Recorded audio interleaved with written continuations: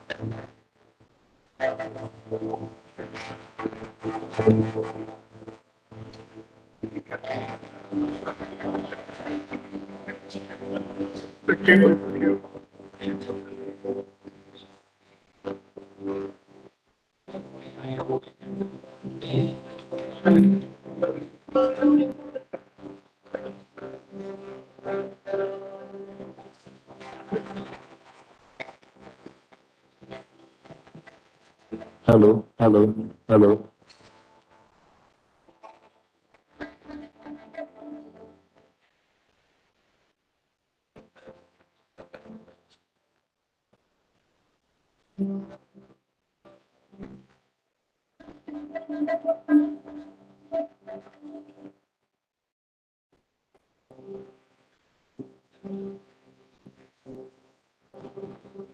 Hello, hello, hello, hello, hello.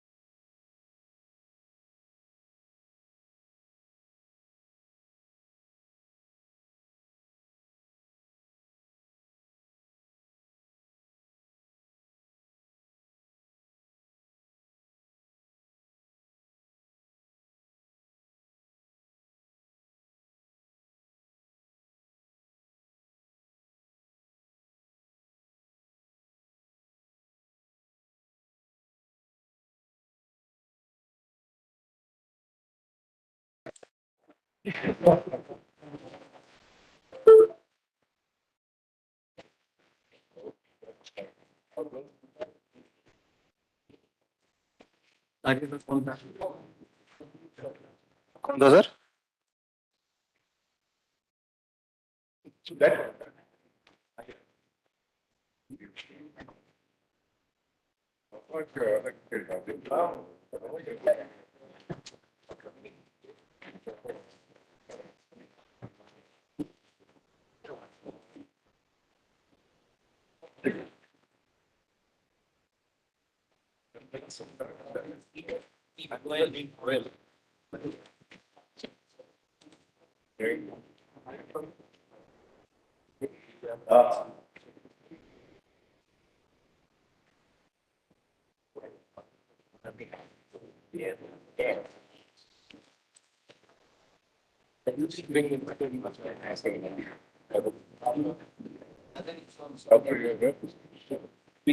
Correctly.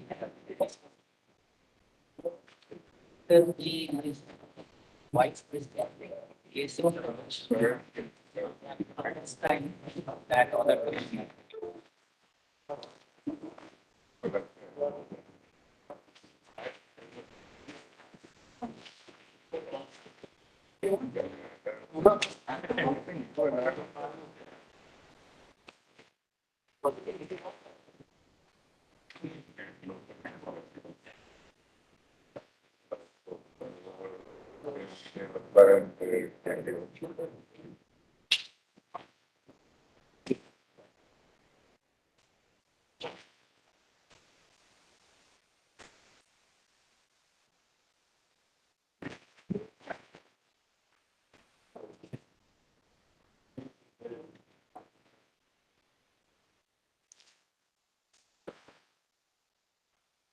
Dr. Chidambaram, Dr. Kakotkar, Dr. Grover, ladies and gentlemen, I have been asked to introduce myself first. I am GK Day. I was distinctly fortunate to have Dr. Banerjee as my PhD guide. In fact, I was his first PhD student. He was also my first boss and remained my immediate superior for a very long time. My association with him spans for more than 4 decades, and this resulted in very deep research in phase transformations. And we benefited from that research in several ways. He was an electron microscopist of the highest caliber. We all benefited from Dr. Banerjee's excellence in electron microscopy. He not only ensured that we excel in science, he saw to it that we contribute to technology development as well. The development of the shape memory alloy, the different zirconium-based alloys, in association with NFC, bears testimony to this fact.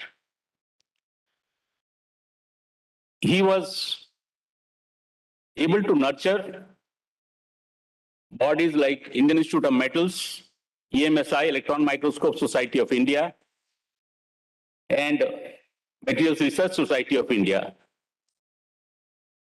which were nurtured very well by him, and they prospered under his guidance and could hold many important conferences. The one that we are attending today is an example of that. We not only benefited scientifically from him, he ensured that we developed many other positive attributes also in our character. We all were made to feel important. At the same time, we could work together.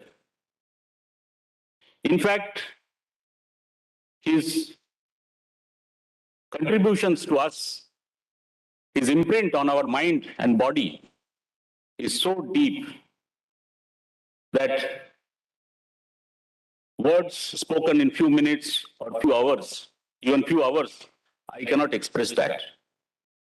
I'll just conclude by saying that his memory will remain in our mind and heart for the rest of our life.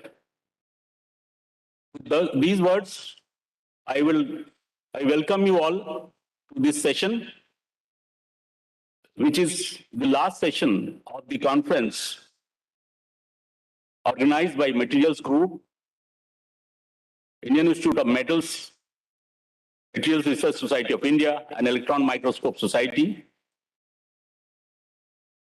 The Advances in Materials 22. This is the memorial lecture session where we have first homage being paid to Dr. Banerjee, followed by technical lectures. Now I request Dr. Rajeshri Banerjee to light a lamp on behalf of all of us as our homage to Dr. Banerjee. As you are all aware, Dr. Rajeshri Banerjee is his son. Dr. Rajeshri Banerjee, please.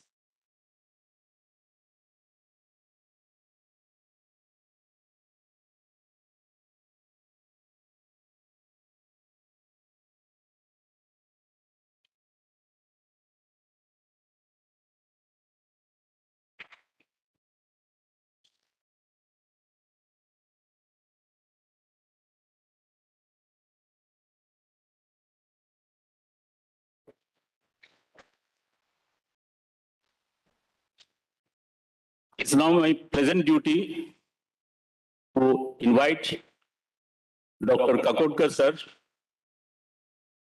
our past Chairman, Atomic Energy Commission and Secretary, Department of Atomic Energy.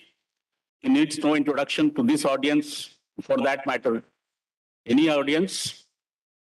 He has been in the apex bodies, many central government, state government, and autonomous institutes like IITs. At the moment, he is Chancellor, Homi Bhabha National Institute, and also the chairman of the Rajiv Gandhi Memorial Scientific Commission. With these words, may I request you, sir, to say a few words as homage to Dr. Banerjee. Thank you, Dr. Day. Am I audible? Yes, sir. Loud and clear. Okay, thank you. Mrs. Banerjee, I understand she is in meeting, attending this from United States. Dr. Rajeshri Banerjee, members of Dr. Banerjee's family, Dr. Chidambaram, Professor Fraser, who are the two inaugural speakers of this Dr. Srikumar Banerjee Memorial Lecture, to pay our respects to Dr. Banerjee. Today is his 76th birthday, and I want to thank the organizers of ADAMS-22, which I think you have been having this conference for last 2 or 3 days. Of course, I couldn't attend it, and I unfortunately could not be physically present even in today's session.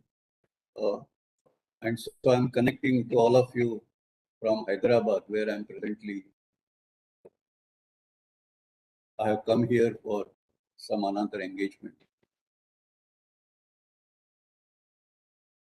Dr. Banerjee has been a very dear friend and a very close colleague, long-time colleague. And I first came in contact with him. I'm talking about professional contact. When we were dealing with these issues of zircaloy pressure tubes, and we had a number of reactors running on zircaloy 2 pressure tubes, and there was a safety issue which came to light following the accident at Pickering reactor. And then there was a question about managing these reactors, and at the same time, sort of Dr. Banerjee was involved in developing new materials for the pressure tube, and I'm sure all of you are aware of that very important contribution that he made. But this was the time before that work had started but had not come to fruition. And what to do with the existing reactors, a number of them, which were already tubed with zircaloy tube. And then so that question was to figure out how to take care of hydrogen ingress and embrittlement, how to take care of garter spring performance. And I know Dr. Banerjee, along with one of his colleagues who left in between, but they did some work on the mechanical metallurgy of garter springs, how the stresses are distributed and how they play a role in the performance of garter springs. And then the pressure tube itself, should the pressure tube sag in contact with the surrounding cold calandria tube, then how the hydrogen diffuses, precipitates in the form of a blister, and then how blister growth takes place, leading to cracking. Now, there was a big challenge in the sense on one side, there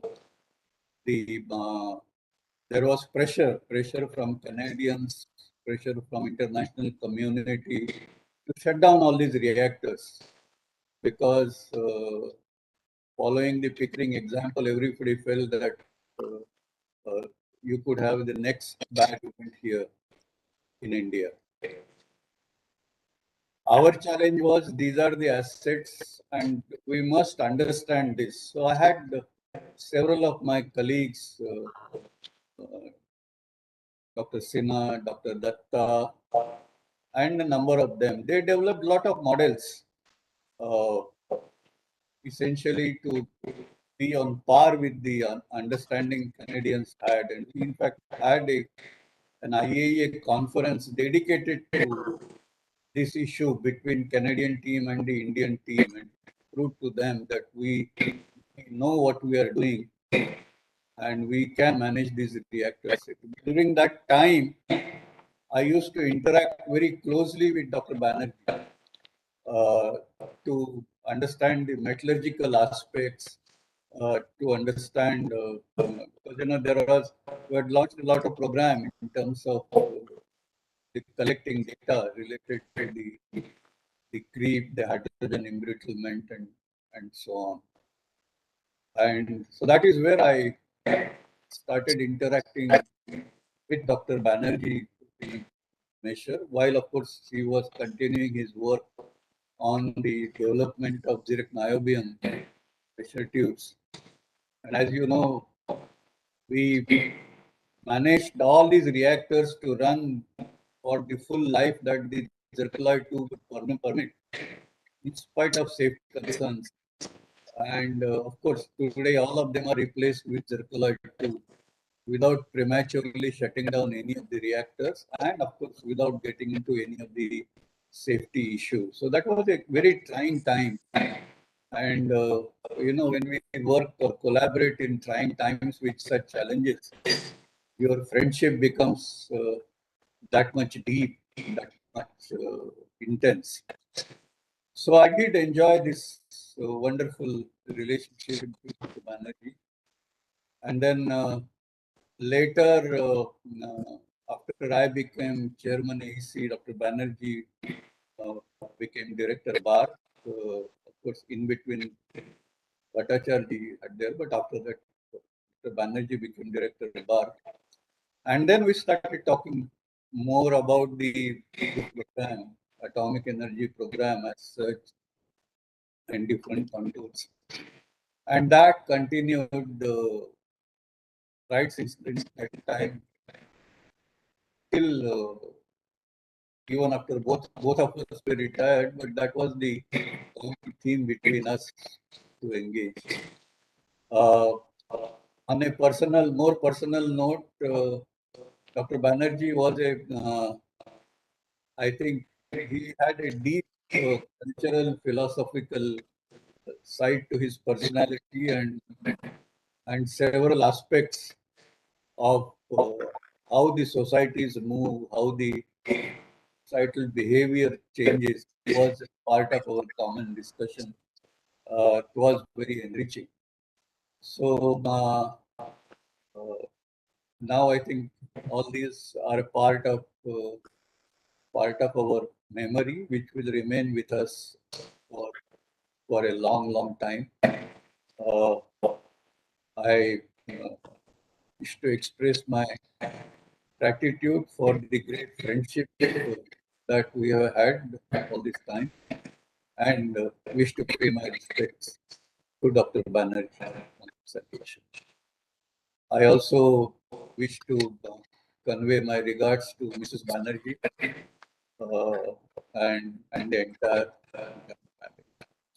Thank you so much.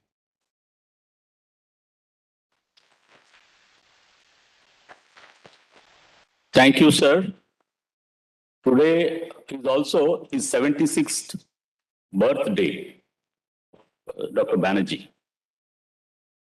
Now, I would request Dr. Rajeshi Banerjee to pay his homage and conduct rest of this session, which is about tribute to Dr. Banerjee. The second session of today is a lecture, memorial lectures, to be given by Dr. R. Chidambaram and Professor Hamish Fraser. Dr. Rajeshi Banerjee, please.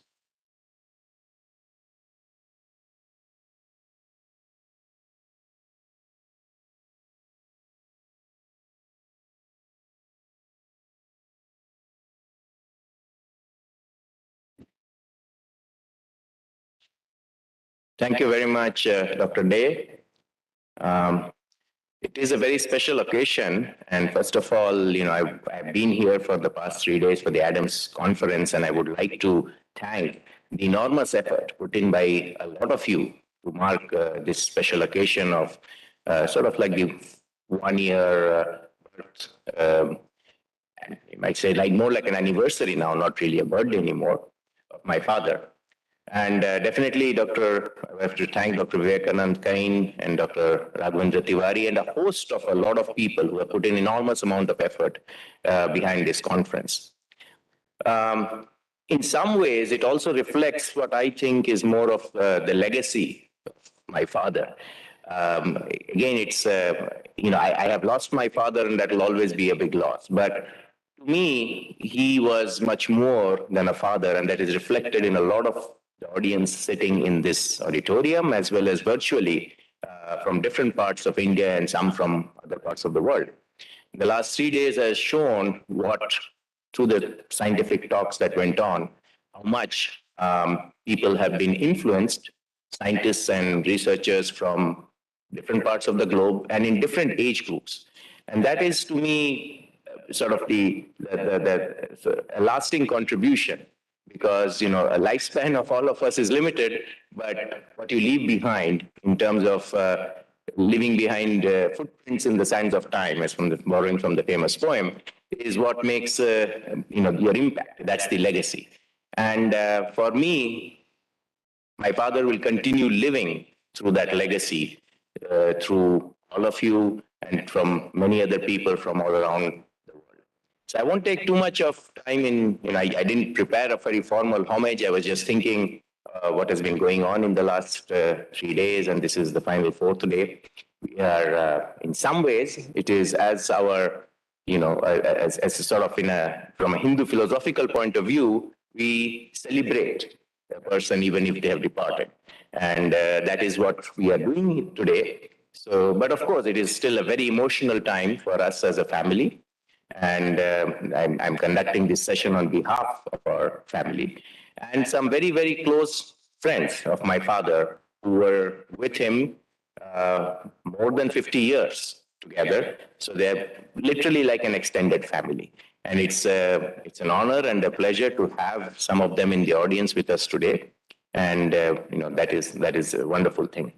So with that, I will invite a few of my direct family members who couldn't be with us today here to speak a few words. And of course, we start with Dr. Srimati Ranjana Banerjee, who, of course, is my mother, and we'll start with her. So can we please project her?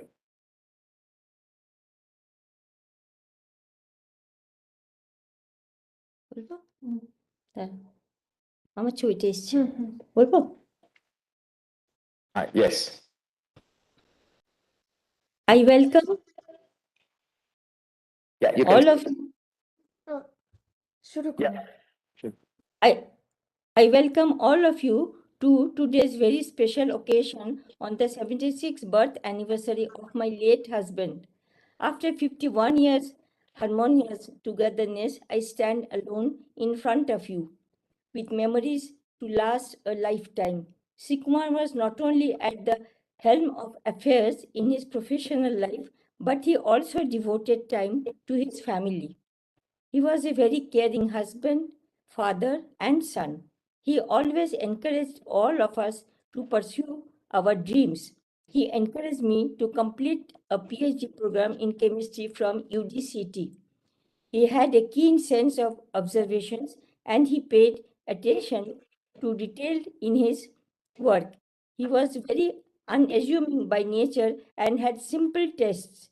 He found it difficult to find time for watching movies. However, his favorite director was Satyajit Ray. Whenever he had some leisure time, he enjoyed listening to Rabindra Sangeet. All in all, his contribution to the Indian Atomic Energy Program and the worldwide material science community will always be remembered. His sudden demise is a shock for all of us, while the pain of losing a life partner cannot be described in words. I take comfort in the fact that he will be forever in the hearts and minds of countless people around the world. Thank you so much.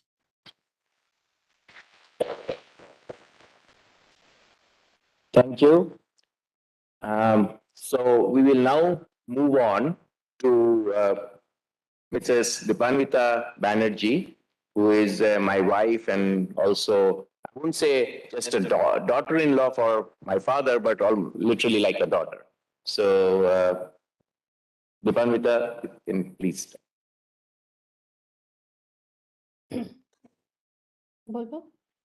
Yeah, you can start.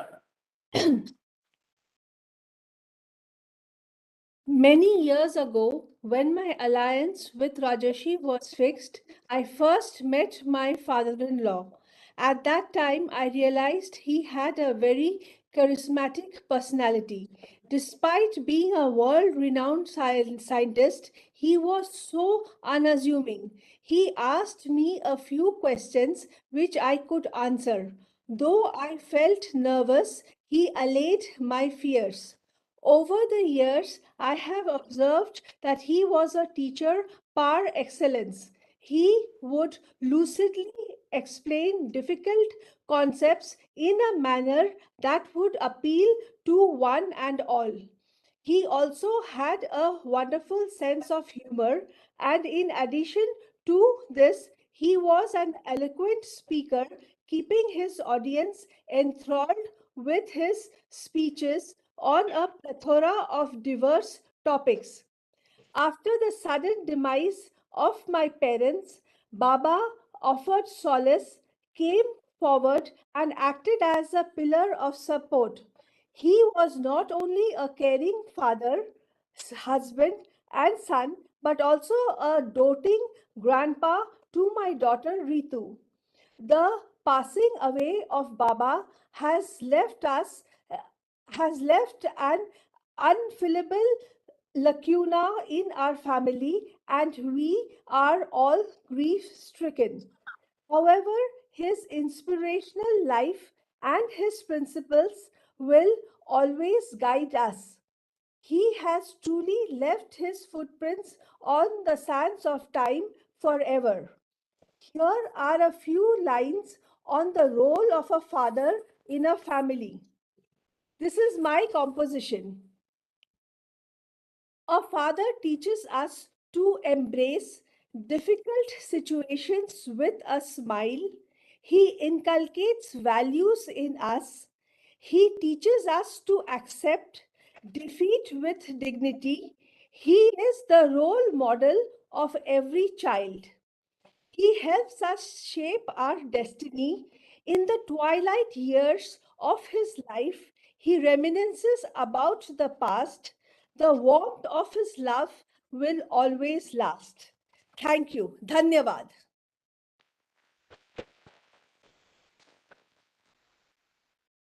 Thank you very much. So the next person following the sort of order of generations is his granddaughter, my daughter, Sucharita Banerjee, who is more fondly known as Ritu Banerjee. And she has done something rather interesting. Instead of just saying a few comments about her grandfather, she wanted to make a short slide presentation with some aspects of her interactions with her grandfather. So we'll hear that now. Ritu, you can get started with sharing your screen. Please give us access to share it.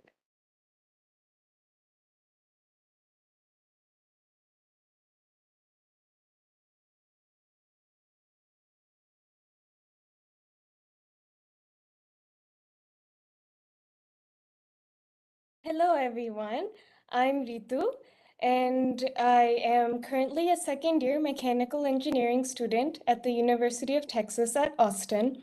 And today, I would like to present to you all the phases of my Dadu, Dr. Srikumar Banerjee. So when all of you think about Dr. Srikumar Banerjee, these may be some words which come into your mind, such as accomplished scientist, supportive colleague, mentor. These are just a few words. I'm sure there are many, many other words.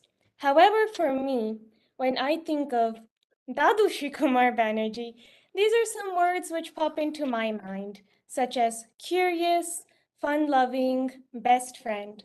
And one very unique quality of my Dadu was that he was able to find connections between two very unexpected things. For instance, I remember once he was talking to me about how dislocation behaviors in materials connected to family dynamics in Hindi cinema. Similarly, taking inspiration from this, I would like to connect phases and phase transformations to my relationship with my Dadu. To go over the basics, a phase is a homogeneous portion of a system which has uniform physical and chemical characteristics. As seen in this diagram is the phase diagram of water. In this, the different phases of water are shown at various temperature and pressure conditions. We start off with solid, which is ice, and then in the liquid phase, we have water, and then in the vapor phase, there is steam. And the green star shows where all these three phases can coexist or at equilibrium, and this point scientifically is known as a triple point. Now, connecting phases to our lives, we all have many phases in lives, and by phases I mean roles. We fulfill so many roles of being a parent, roles of being a student, roles of being a son or a daughter, so on and so forth. And similar to how 3 phases in water coexist, in our lives, we have many phases which coexist, probably more than 3, maybe 4, 5, 6. Many phases coexist. Similarly, in my Dadu's life, he had phases of being a student, a husband, a father, an accomplished scientist, a teacher, so many more phases. And there were many times when all these phases all existed at one time. And for me, and obviously my most favorite phase, would be his phase of being a Dadu. So now I would like to go on and explain how my relationship developed with my Dadu, and I would like to compare our relationship to the development of metal alloys. An alloy is nothing but a metal which results from the mixture of other metals. For instance, if someone wants a metal which is very hard and very flexible, they may take one metal which is very hard and one metal which is very flexible or ductile and combine them to create this new metal. Therefore, as this diagram shows, a lot of times alloys are formed through the process known as diffusion. Diffusion is nothing but when atoms move together to form a new substance. In this case, I'm showing the example of the zirconium-niobium alloy, since my grandfather did a lot of work on this alloy, including many more other alloys, and this alloy also has a lot of applications in the nuclear field. As seen in the diagram, at first, the zirconium and niobium atoms are all separated and ordered, and then after diffusion, they mix together. Similarly, even in relationships, two people come together, the personalities come together or diffuse together to create a relationship. Similarly, here is the phase diagram. Now, since we have two materials, this is a binary phase diagram of the zirconium-niobium alloy, and it shows the various phases that are formed as these two elements combine together. And at various temperatures, you can see the various phases which are formed. And taking inspiration from such phase diagrams, I have created the Dadu phase diagram. In this phase diagram, as you can see, we start off with when I was born, so when my Dadu was about 55 years old, and then as time progressed, as both of us aged and our relationship developed, various phases also developed in our relationship. Like two metals come together to form an alloy with better properties, same thing with people. Two people come together, may form a relationship and improve each other's personalities. As seen in this phase diagram, we have the guide phase, the Dadu phase, the advisor phase, and the best friend phase. And I will now go on to explain what each phase meant. Starting off with the Dadu phase. During this time period, I was very young, so I don't have too many memories. However, I do always remember Dadu being very fun-loving, very caring, and always a very good playmate. I have this particular memory that when I was very young, probably about 4 years old, I always thought that the reason why I spoke Bengali was because that my grandparents could not speak English. And I even told this to my Dadu, that Dadu, I'm speaking Bengali because I think you cannot speak English. And I remember that my Dadu was so humble and so down to earth, as all of you know, that he just played along and was amused. He didn't try to correct me, nothing. He just was amused with my mindset. Then moving on to the guide phase. By this time, I was a little bit more mature. I understood a little bit more about what my Dadu did. And during this time, my Dadu was also very busy. It was also the time when he was chairman of Bhabha Atomic Research Commission. So he didn't have a lot of time, but whatever little time he had, he spent a lot with me. And a lot of that time was put into him explaining to me how to see science in the world around me. he always emphasized the importance of asking the question why. Why do things happen? For instance, why is the sky blue or why is the grass green? And he always pointed out small, simple phenomena and tried to teach me science through them. For instance, why does water not overflow when you put ice cubes into it? Or, as the other image shows of the bamboo, this bamboo symbolizes a very interesting problem in the Banerjee family now almost. It's a problem which my father grew up with. Similarly, even I grew up with this problem, and that is the problem of a monkey climbing an oily bamboo. I remember my Dadu always asking me this question when I was younger until I figured out the answer. It was a very simple problem. We have a monkey climbing up an oily bamboo.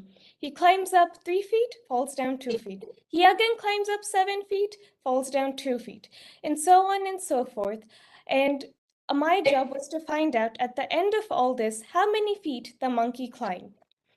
Through all these simple examples, my Dadu was really able to help me gain an interest for science and a true passion for learning why things happen and how do they happen. Then we move on to the best friend phase. During this time, my Dadu and I had a lot of conversations. And since by this time I was, again, a little bit more older, a little bit more mature, had developed a personality and mindset of my own, which is why we had many conversations. And this image very well symbolizes our relationship because a lot of time was spent just talking about everything and anything. For instance, movies. My Dadu did enjoy watching movies, and we would watch, whenever we would watch a movie, we would always have an analysis of the movie afterwards. Right after the movie was over, my Dadu and I would sit down and talk about what happened in the movie, why did it happen, and try to analyze various aspects of the movie. Like this, we talked about many things, what's happening in the world, why is it happening, all kinds of topics. And our conversations would be very frank. We didn't have any inhibitions, nothing. We were both very free and we would share everything. Moving on to the advisor phase. This final phase is very interesting because yes, definitely my Dadu was always one of my biggest advisors and gave me a lot of helpful advice. But during this phase, he also asked me to give me quite a bit of advice regarding technology problems or just in general. I remember a lot of times when my Dadu would write something, he would email it to my parents and I for some of our feedback, which I always found so interesting that a person of his stature still loves to get feedback from everyone and anyone. Also during this phase, my Dadu started to gain interest from many of my interests. I enjoyed cooking and baking, similarly sewing and crocheting. And whenever I would cook, my Dadu would actually enter the kitchen and would just silently observe. And this would only happen when I would cook. He would just come in and watch. And he would ask, what am I doing? How am I doing? He took a real avid interest in cooking. Similarly, when I would sit on my sewing machine and I would be sewing, he would peek inside my room and just quietly stand there and just watch me run the sewing machine. One day, I even asked my Dadu, Dadu, why do you do this? Why do you just observe me running the sewing machine? And he said, because it reminds me of my mother. Because when he was younger, he would also observe his mother running the sewing machine. And I always found that interesting how, through me, he's reliving his childhood memories in a way. Similarly, as the photo shows, I am also a Bharatanatyam dancer, and my Arangetam was in India, which many of you were able to attend. And my Dadu was very important in all the logistics of my Arangetam. He took interest in everything and every small detail, from translating the songs that I would dance to even discussing with me what colors of my costume would look good on stage. At last, I am very fortunate to have a Dadu like him. And I am very proud that I was his granddaughter and I was able to learn a lot from him. And I hope to continue to learn more things and to imbibe some of his qualities in me and help continue his legacy. I feel very fortunate to share all these memories with all of you. Thank you.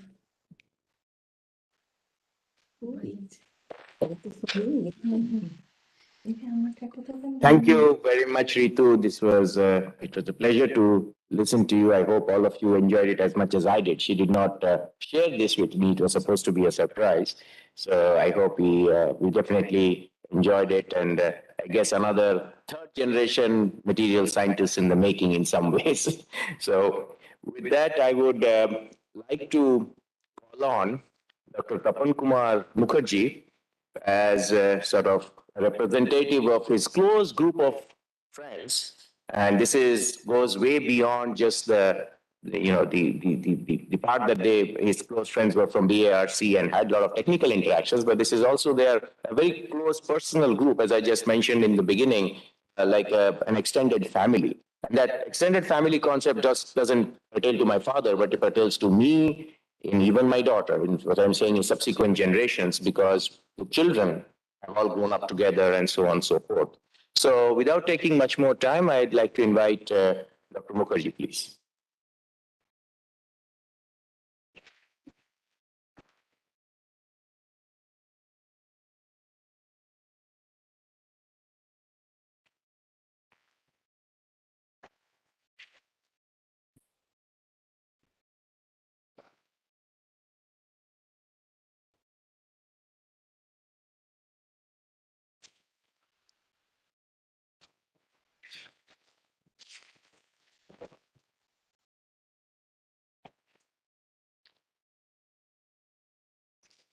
Dr. R. Chidambaram, Professor Hamish Fraser, invitees and friends.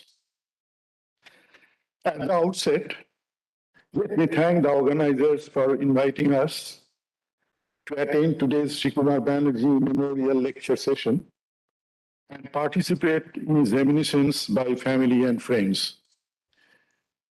And I am entrusted with the responsibility of speaking a few words on behalf of myself and my batchmates, since I am one of the batchmates of Srikumar from training school of BARC and his good friend.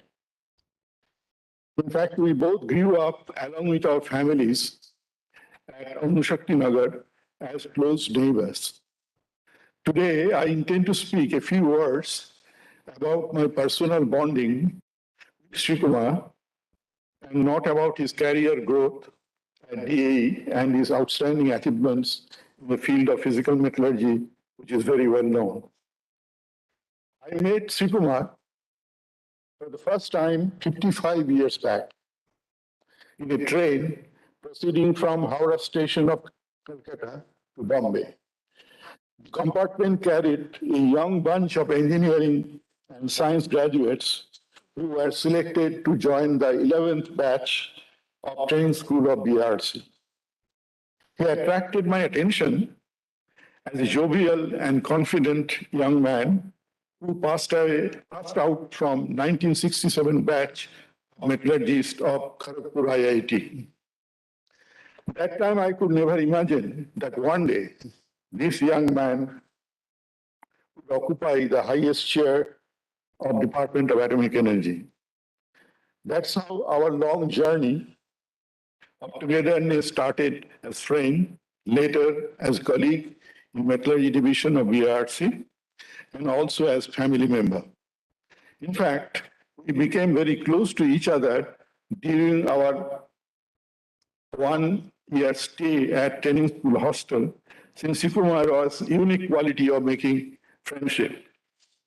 It is indeed difficult to realize that 11 months have passed since he has left us, and I distinctly remember the fateful day when I touched him physically the last time as he laid down in the cremation ground for his final journey.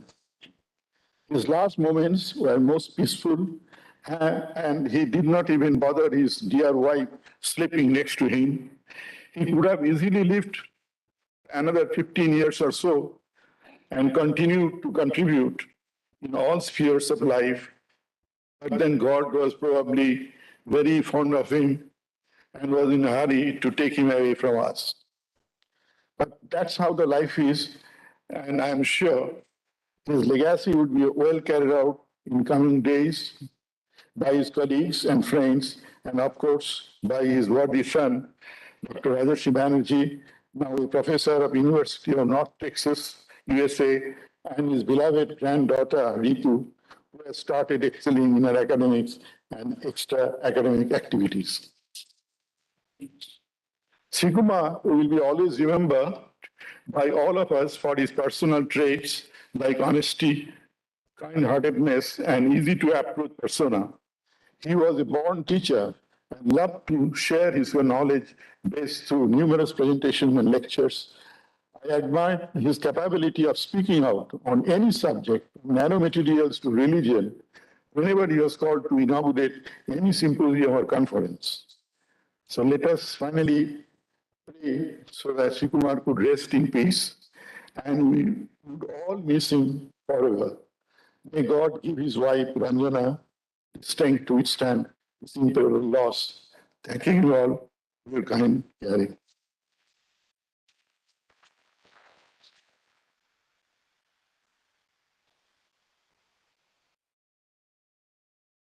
Thank you very much, Dr. Mukherjee, for that very personal note, and on behalf of all his friends, and as I said, the extended family of what BRC has always offered to so many people.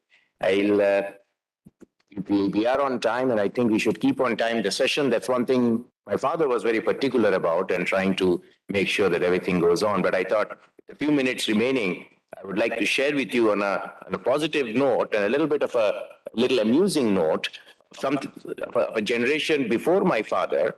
So it occurred to me that, a story that I had heard from my father about his first trip coming over to visit Bombay with his parents.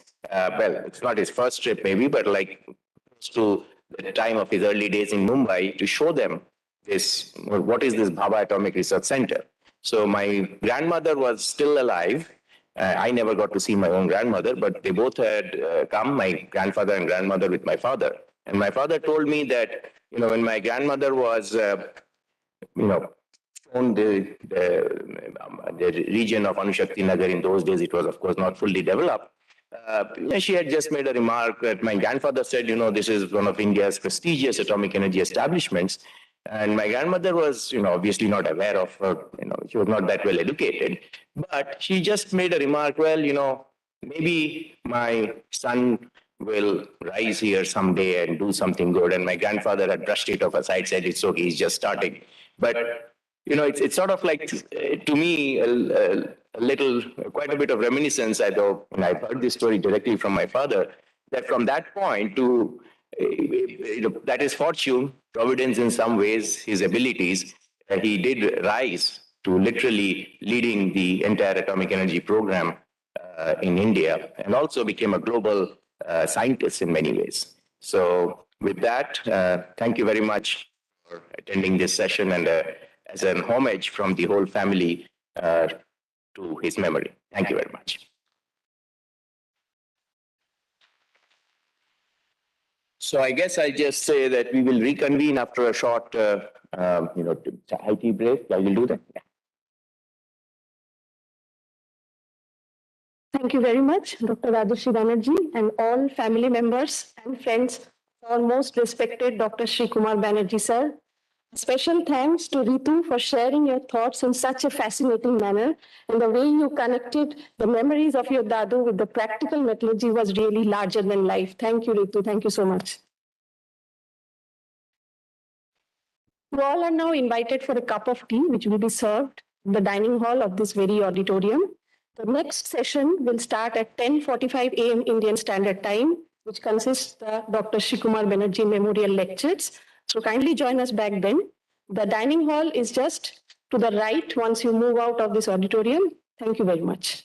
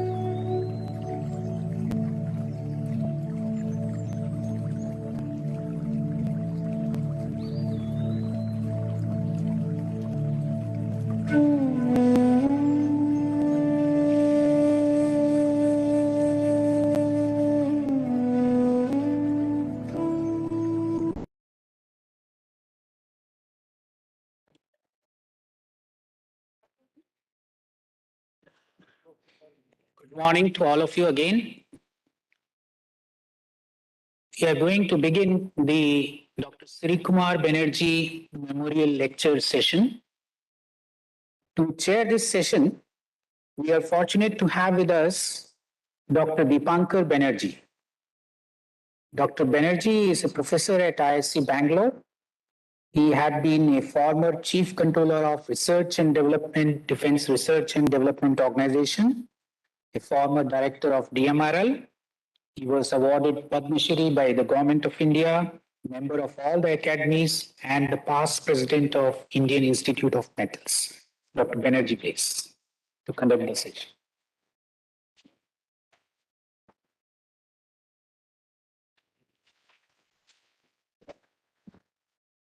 Thank you, Dr. Kane.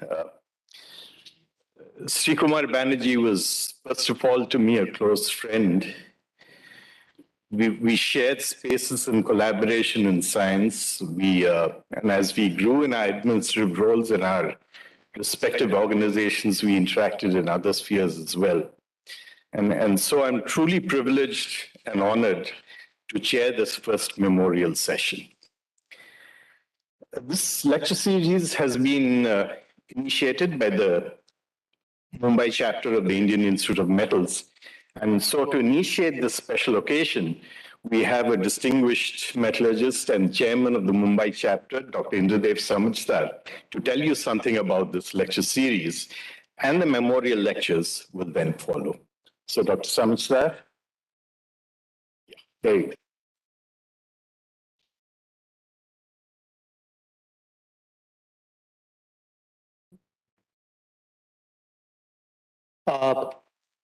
Friends, what has been decided by IIM Mumbai chapter are the two things. One, Dr. Banerjee was a mentor for IIM Mumbai chapter when she was associated with all the activities and everything.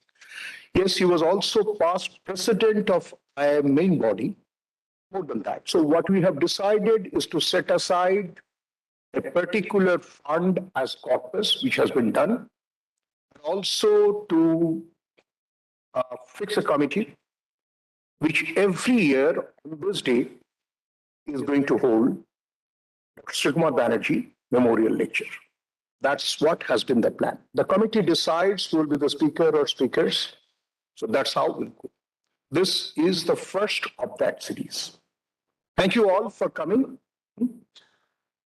It's a privilege for all of us. Okay.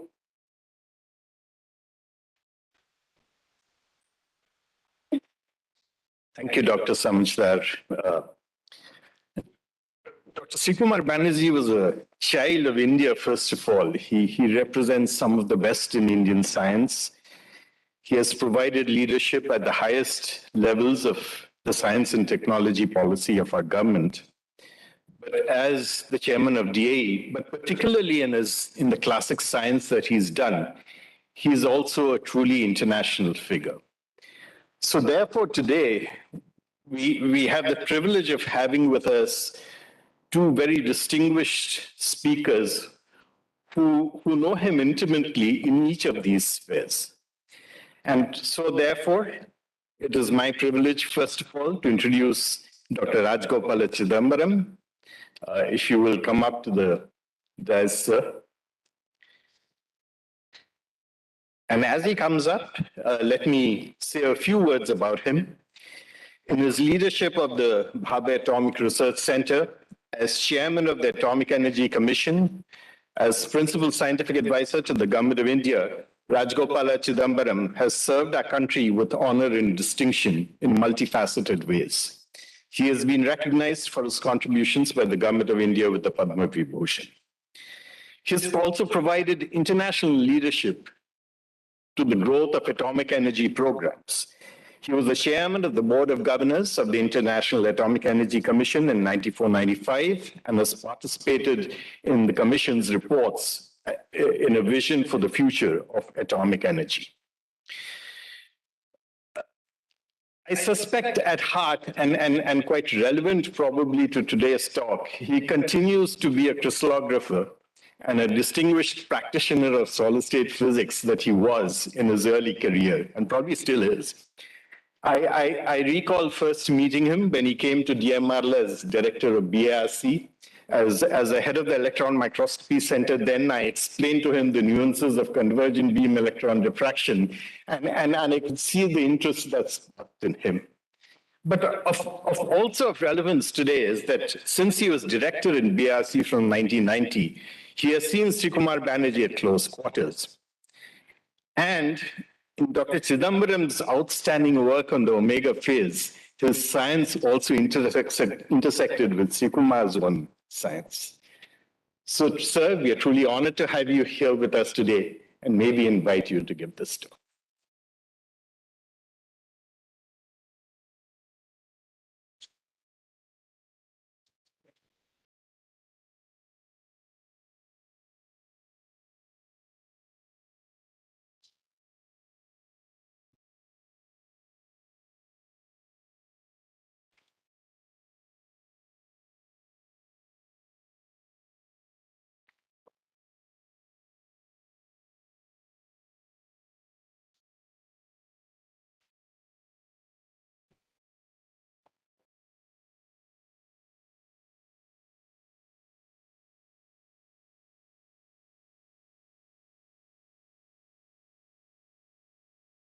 Can you take this off? It's okay, it will go. But you're not showing. Full screen. You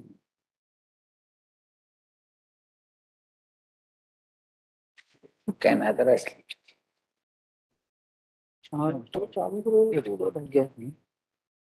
वो short में सो का बात क्या है? I don't know. I don't know.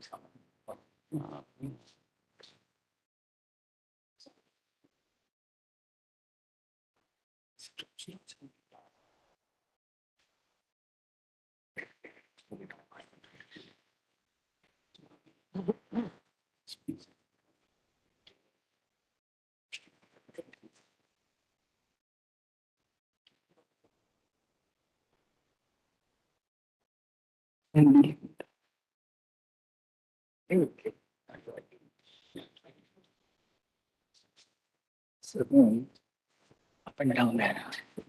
Up and down. Where is up and down? This one. This one. This one. Which one? Which one? Which one? But it is going to hand. Just wait.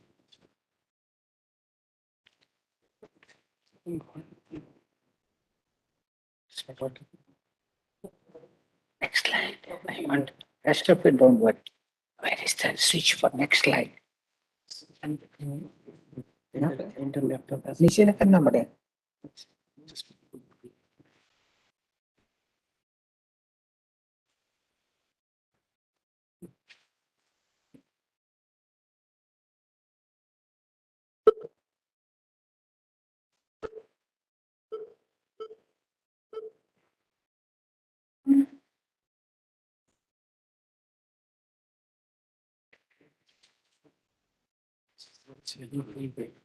I'll just show you the figure and then you take. It should like this. Dr. Deepanka Banerjee, the scientists in the audience and my friends, we had a wonderful session on reminiscences about my dear friend, Dr. Srikumar Banerjee, from his family and others. It's actually a privilege to come here to give this lecture in his memory.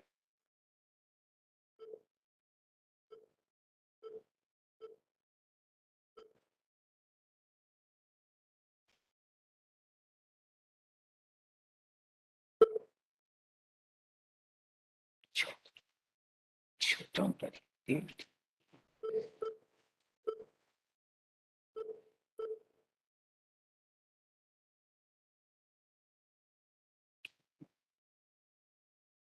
Dr. Srikumar Banerjee, though he had been chairman of the Atomic Energy Commission, director of the Bhabha Atomic Research Center, he will be remembered more as a brilliant scientist and intellectual by his colleagues, students, and admirers.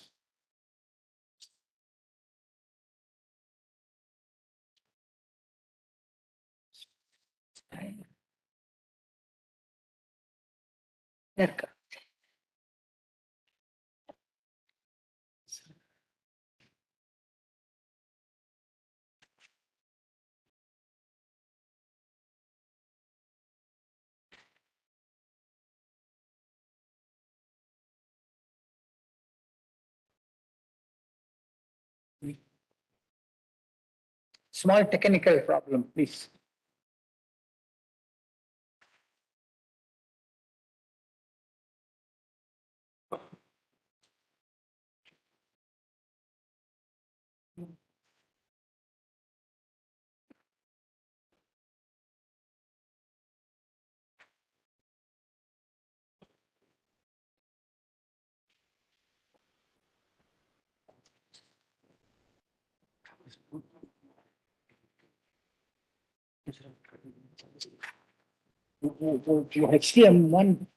HTM1 ठीक है HTM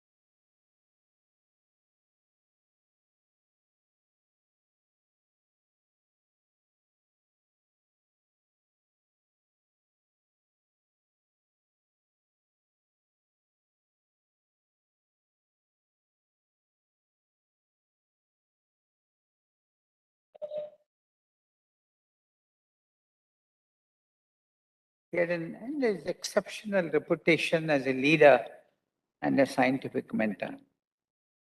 See, if you look at the material science scenario in the country, there are materials of scientific interest and with technological possibilities. They range from biological macromolecules. Just now saw somebody getting a Nobel Prize, Venki Ramakrishna, solving the structure of ribosome. Electronic materials, energy materials, other technologically important crystals, and nanomaterials to nuclear materials. You can study various aspects: design, characterization, processing, fabrication, structure, defects. Many functions are determined by defects, testing, and of course, if you put the material in any application, life extension. So many techniques are there. One can also look at structure property relationships, phase transitions, equation of state.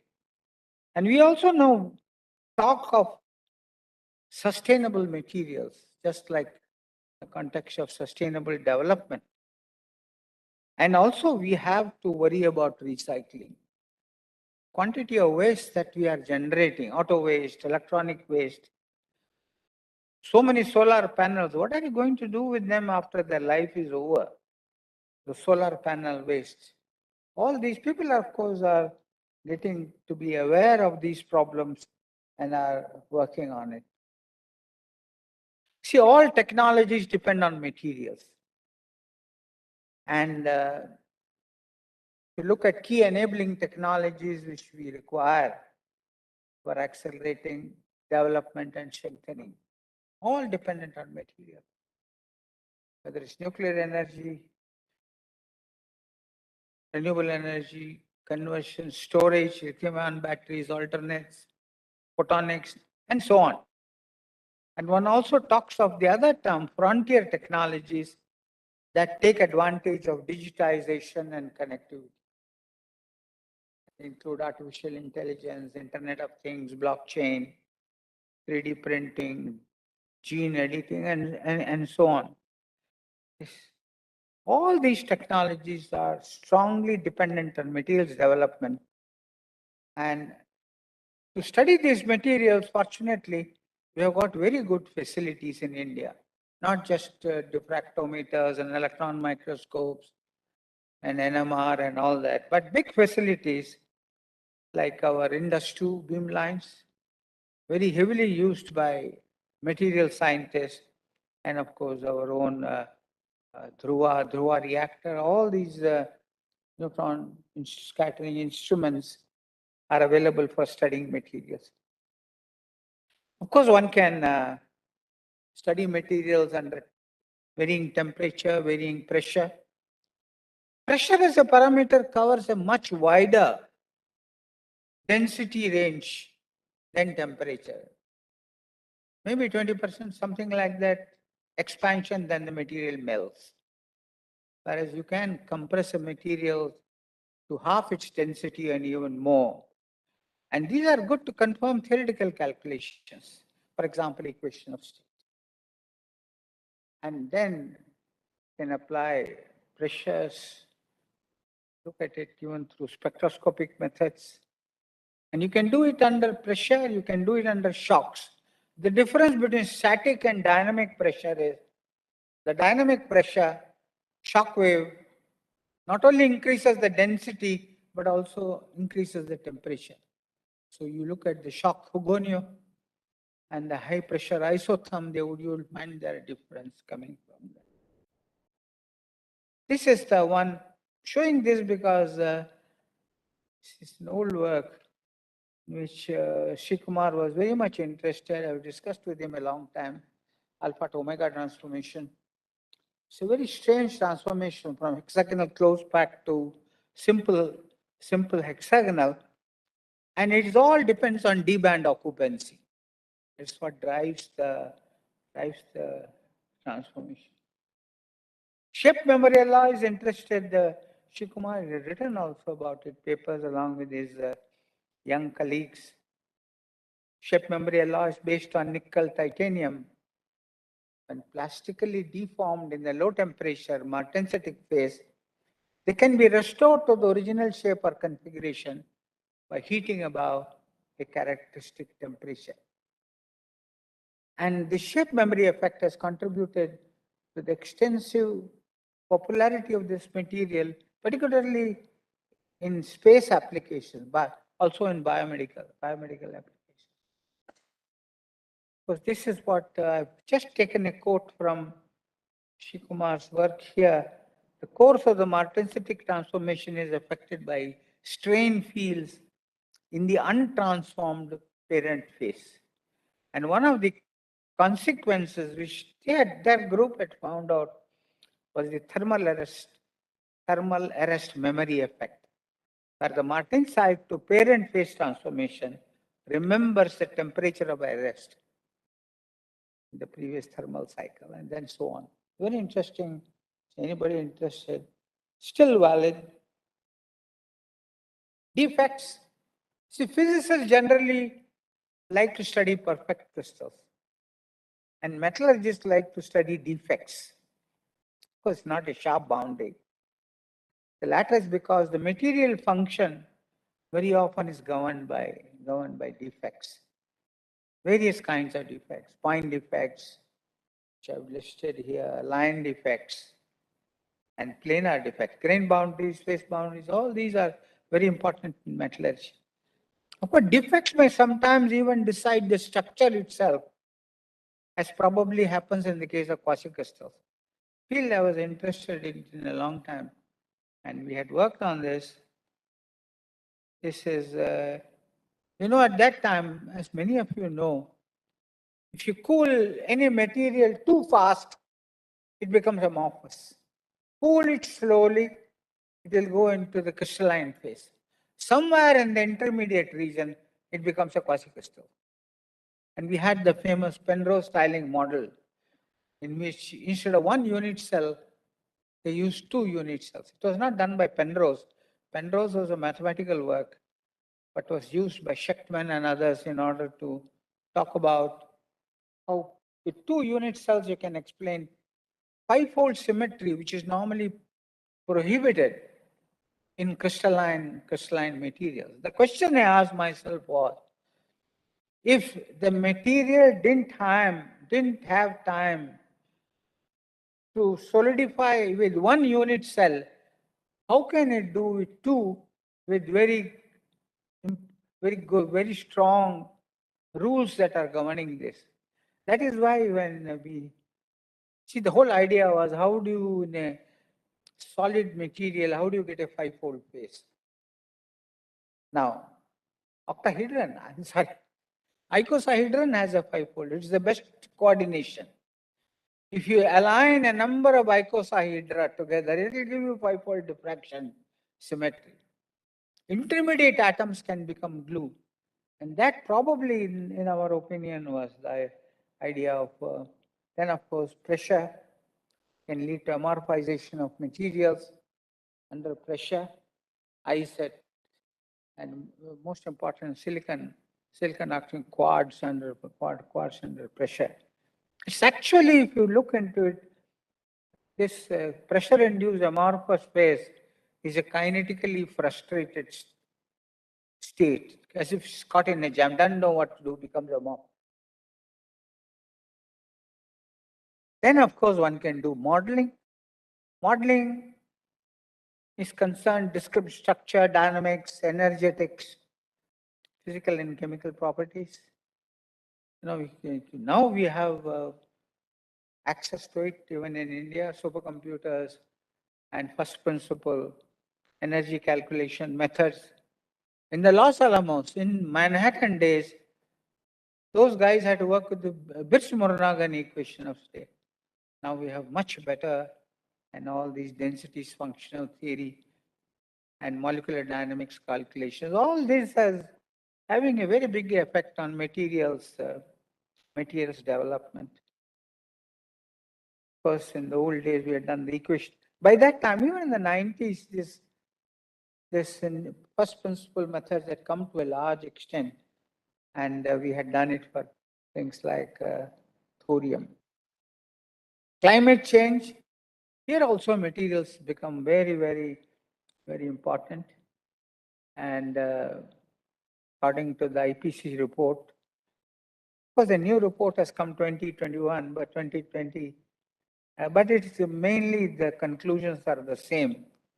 The world has warmed by 1 degree already, and the amounts of snow and ice have diminished, glaciers are melting.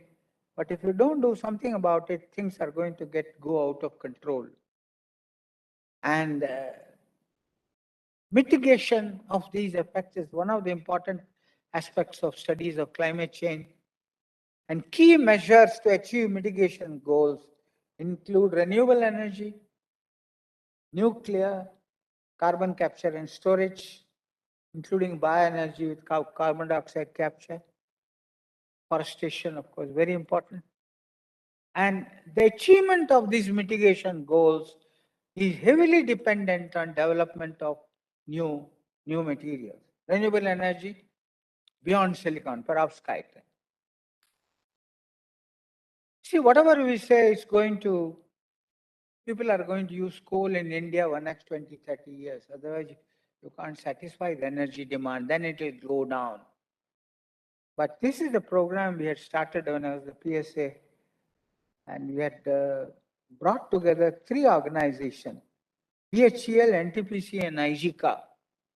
Essentially, the whole program was we were able to take the steam in the turbine to more than 700 degrees. The power station becomes more efficient. You produce more power for the same amount of carbon dioxide that you emit. And this is a project funded by through our office by the Ministry of Heavy Industry. They have done a great job. Our former director of IGCAR, Chetal, was the project director for this, and he told me that this technology, advanced ultra supercritical thermal technology, see, even though we build thermal plants, most of the technology, BHEL technology, is imported technology. Advanced ultra supercritical thermal technology, nobody has developed in the world. So there is no technology transfer possible. So all these things, starting with materials done by IGCA, they have been, there's a state-of-the-art design carried out for the first time for the steam turbine. All this, hopefully, will go forward on this. Renewable energy, for the government, present government is very keen on renewable energy, and it should be. But unfortunately, at the moment, India is importing much of its material requirements in this field. Solar wafers, solar cells themselves, modules, inverters, which, according to an estimate, goes over US $2.5 billion every year. We have no manufacturing capacity, polysilicon, wafer, ingots. It's very strange. All these knowledge is available, but somehow we have not gone ahead and done it. And the government, of course, has been recently trying to ramp up domestic manufacturing through various steps, including increasing duty on imports. That's a method of economics. We would like to have science, technology methods. Because we have a good center, for example, in IIT Bombay, a National Center for Photovoltaic Research and Education, NCPRE.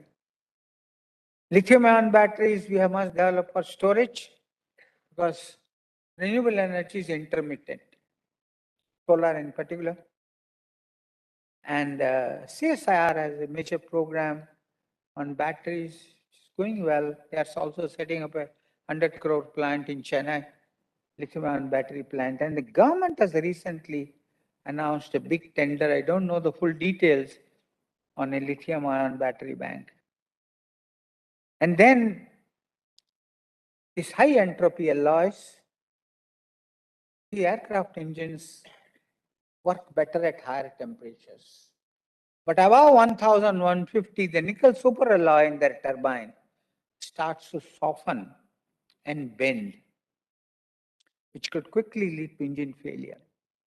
And a possible solution to this might come from high entropy alloys. High entropy alloys typically use 5 metals to start with.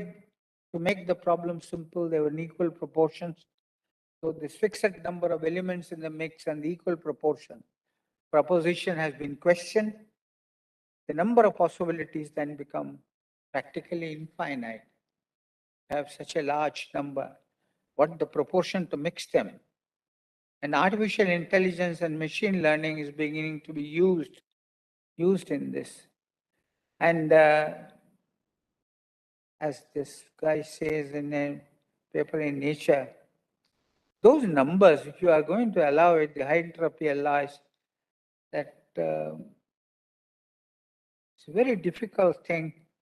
And of course, the term high entropy alloys arises from the high level of internal disorder that occurs when the principal elements are mixed. More generally, machine learning for alloys is coming up. Alloy modeling, I mentioned in the context of these alloys, high entropy alloys. Preceding, of course, everything is now affected by data science. No field is without some approaches coming from artificial intelligence and machine learning. And they have created a fertile ground for computational material science. This is growing. And if you are able to pair machine learning and alloys, and this has proven to be particularly instrumental in pushing progress in a wide variety of fields. Not only shape memory alloys, high entropy alloys, magnets, catalysts, and so on. And this guy says in this recent article, we foresee that the partnership between machine learning and alloys will lead to the design of new and improved systems. Machine learning is enabling a metallurgical renaissance, areas like metallic glasses and so on and so forth. And the prediction of mechanical and thermal properties, we are able to predict ab initio. Nuclear energy materials, of course, we all know about it. Zirconium-based alloys, zirconium niobium, zirconium 2,4, and all this. Dr. Srikumar Banerjee had a very major role to play in the choice and the selection of these alloys. And of course, we have the capability to build all these, all the fuel structural materials, the nuclear fuel complex. Well, there are other problems coming partly from the environment, water chemistry. This is a slide from Dr. Vivekananda Kane, and then from radiation damage. This is a very, very important field in, we want to have a long life for these materials. And of course, we have all these methods of examination and look at all the features that come out after some time in these indigenous reactor pressure vessels. And he also, Vivekananda Kane, likes geological materials. And he says we must learn from them. And he's given me, for discussing this, he told me one material which is serpentine, which can be used as a neutron shielding material. And it has given, not Vivekananda Kane, sorry. This is Pranesh Sengupta. I mean, sorry about that. The previous one was Vivekananda Kane. And particularly, Pranesh likes this, this third one, is Antagonite. This is also one of the serpentine group. And cold water molecules at temperatures as high as 800 degrees centigrade makes it a fascinating material. See, then, we must have facilities I mentioned. We have set up, when I was the PSA, these two centers, 2003, national government funded this National Nanoelectronics Initiative. And after a great deal of analysis and brainstorming sessions, we set up these two nanoelectronic centers in IIT Bombay and Institute of Science, Bangalore. So it's called nanoelectronics. A great deal of material science research is carried out here. When now it is widely used, and now it has been extended by calling it N-Netra. And I'm sure many people here are already, as Professor Naukant Bhatt says, major complementary facilities in 7 institutes across the country for synergistic development. And this impact has had, look at the number of patents, of course, papers, PhDs, technologies, projects, and international collaboration. These 2 centers are among the world's best centers for nanoelectronics, but the nano fabrication facilities are being used by a large number of other disciplines, including biologists and metallurgists. Then, of course, this is the other general problem that and the government had wanted, that any facility purchased through public funding should be available to everybody in the country. That's why this program, iSTEM, and the connectivity is done through National Knowledge Network, NKN. And this is very useful for material scientists, particularly in smaller organizations and universities. If you look at this, a map here, you go Google iSTEM, you will get this map. And you can find out what are the facilities which is proximate to you and go ahead and use them. Now let me come to the end of my talk. See, what are the materials for the future? A number of papers which talk about what are future materials, but among all of them, this one comes close to my own thinking, so I have put it here. The source is the World Materials Research Institute's forum. Renewable energy storage. We are going to need new materials for that. More efficient, less expensive solar cells. Lower weight transportation. Can we have improved composites? Fire-resistant materials for sustainable buildings and infrastructure.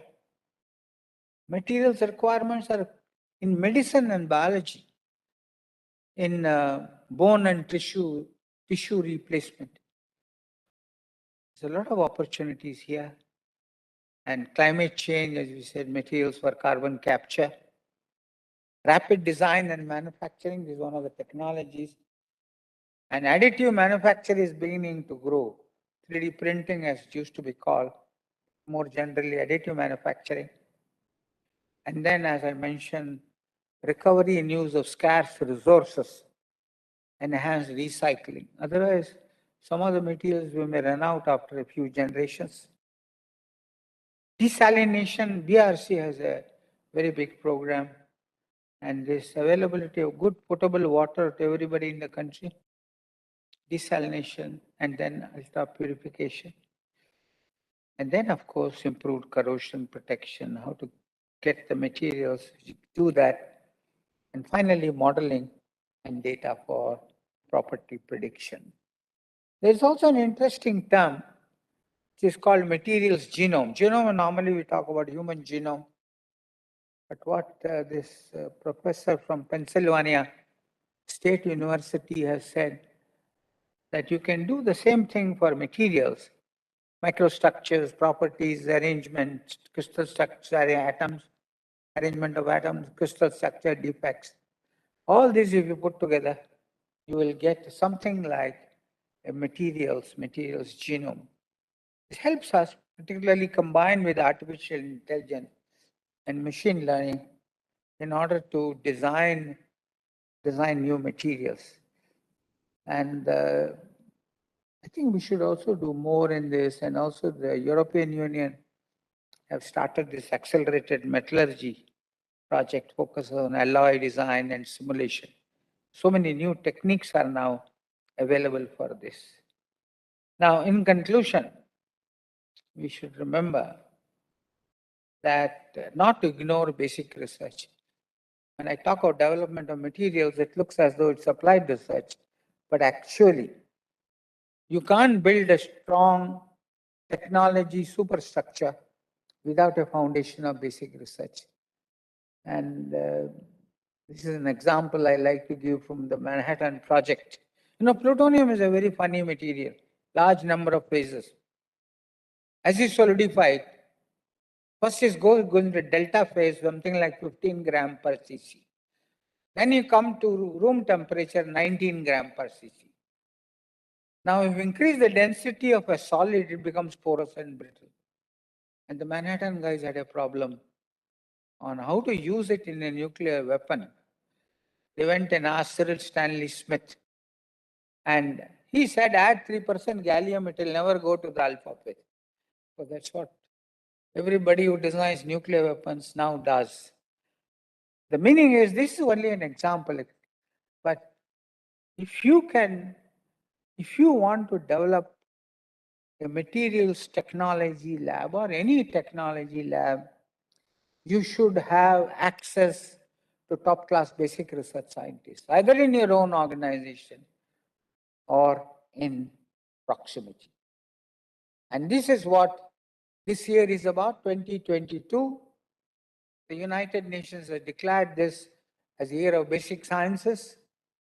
And what it says, and I quote, we need more basic sciences to achieve Agenda 2030. 2030 is an agenda for Sustainable Development Goals, 17, no poverty, no hunger, good health and well-being, and so on. So because of the COVID, 2030 has been pushed back a little. And this is the message sent to the world by the United Nations General Assembly on 2nd December 2021. Member states approved by consensus the internationally 2022 as the International Year of Basic Sciences for Sustainable Development. The United Nations motivated it is a high value for humankind of basic science. The fact that enhanced global awareness and increased foundation, education, basically vital to attain. As I said before, and I repeat it again, is my statement, that you have to build an advanced technology superstructure. But we should not forget the foundation that is provided by basic sciences. And this is true also of material science. I think I'll stop here. Thank you very much for this opportunity.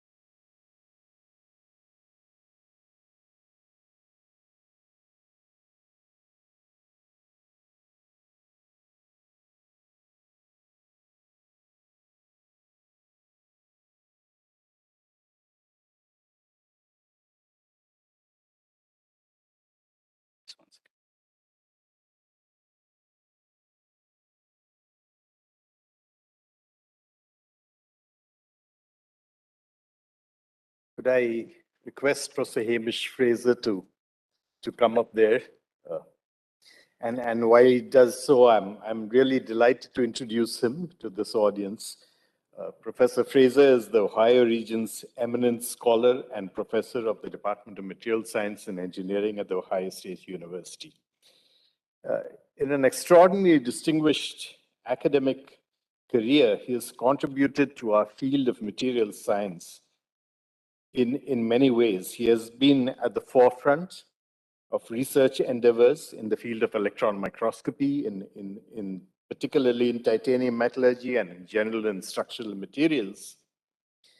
And he has brought together some of the finest facilities of electron microscopy in the world at the Center for Electron Microscopy at the Ohio State University. he is a sort of visionary in our field. He, in his anticipation of emerging trends in material science, his research, especially at the center of maturation, of accelerated maturation of materials that he created at the Ohio State University, his research really anticipated the emergence of the materials genome program that Professor Chidambaram talked about, machine learning and additive manufacturing, well before these things became commonplace. Hamish has always welcomed and mentored international collaboration. He interacts all over the world, and particularly in India. His connections with India are particularly strong with the generation of Banerjees. And he said to us at this conference that I'm the only foreigner over here, but actually he's an Indian at heart.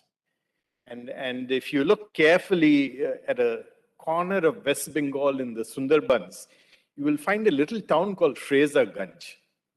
And I'll let Hamish tell you the story, I hope, in his talk about how this came to be. So we are delighted to have you here, Hamish, today as one of the first memorial speakers for Srikumar Banerjee. We're also proud to recognize you as an honorary Banerjee today. Thank you, sir.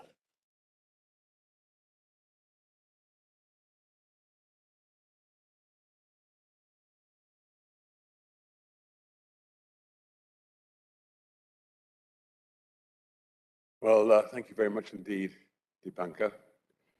You missed out in your talk about me being an honorary Banerjee because, in fact, I chose Bandyopadhyay instead. So that's why. So I was going to start with a namaskaram for everyone, but then, of course, I remembered it's Bengali. So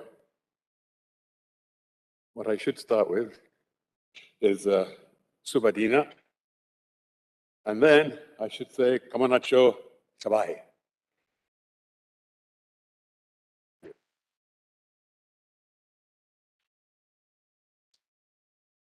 So I've known the Banerjee family for a long time, and the extended Banerjee family as well for a long time. And I know that Srikumar has passed away, but I cannot accept it.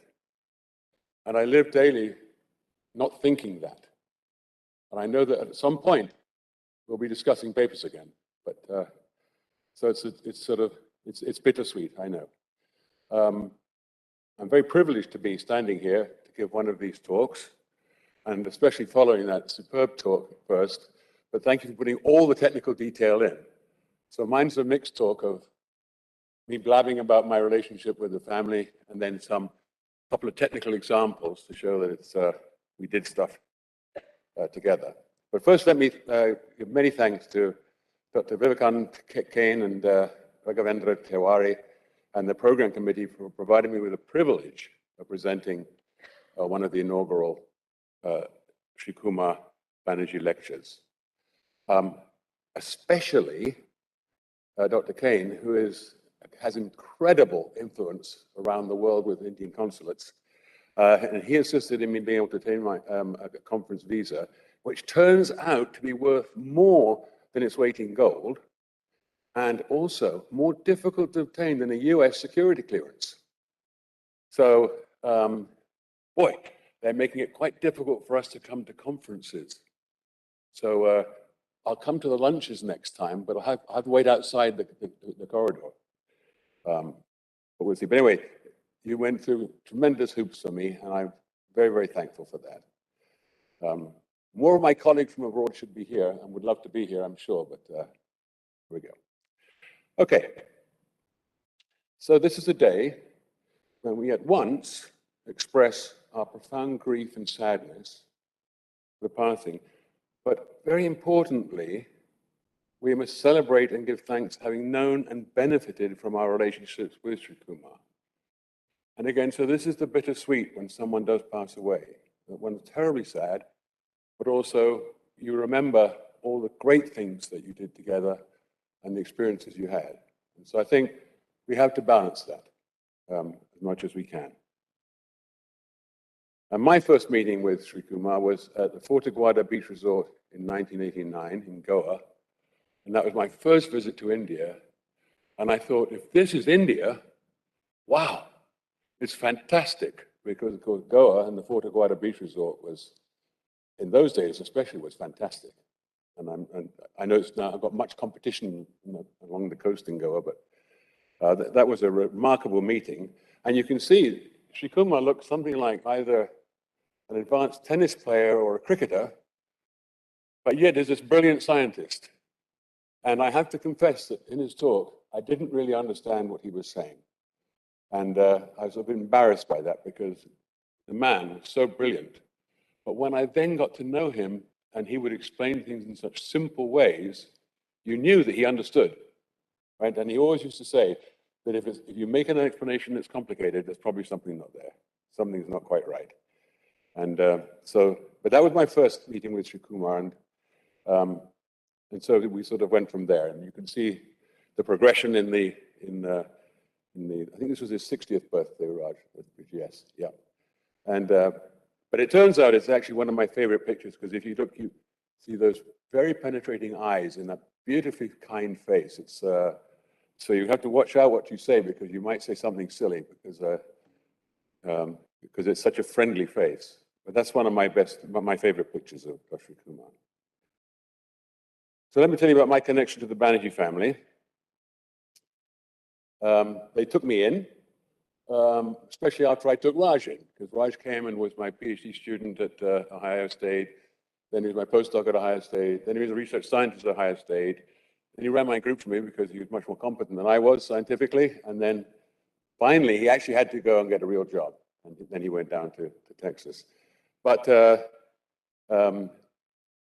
have been welcomed at an early stage into this family, and I've just benefited tremendously for it.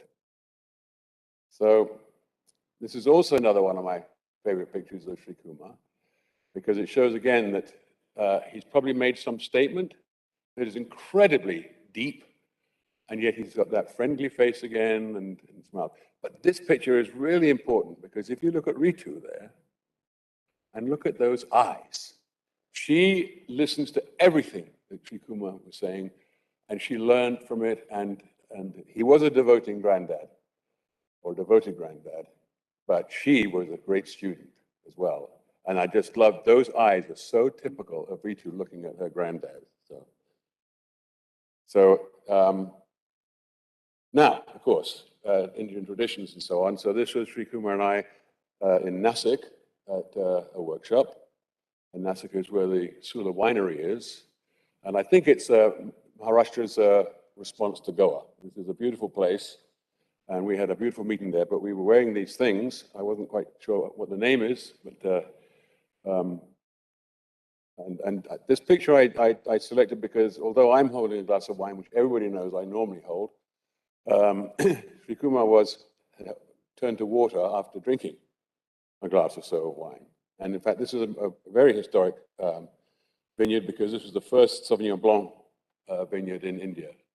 And tonight we will drink some more Sula wines from Nasik. This is very good. Okay, my connection to Bengal. I hope you can all see this. So this is me here. And this is from this nice thing, this Ancestry app that you can, of course, pay money for, and then you can trace back. So I was born in the UK. I was brought up in Nigeria, of all places. This is my father here. He was born in Scotland, and he died in Western Australia. So kind of all around the world. His dad was born in Nagpur in Maharashtra. Spent a lot of his life as a Canadian mounted policeman, so it's kind of going from India to Canada, and so on. But here, his dad is Sir Andrew Fraser, who was Governor General of Bengal, was born in India, got married in Bengal, died in Scotland. And his wife is Lady Henrietta Lugard. Lugard was a very interesting character in the family. He was governor of Hong Kong and then founded the country of Nigeria. It's a sort of and interestingly, he came through East Africa, and you know all the problems of the British in East Africa. So he said, well, when I establish this country, Nigeria, I will not allow anybody to buy land. So there wasn't a sudden rush by Brits running to Nigeria to buy land at cheap prices and make it awkward. It was a kind of I think, a forward-thinking idea from Lugard. And that, incidentally, if you see my middle initial L, it's Lugard, and that's where it comes from. So I do have a strong connection to India and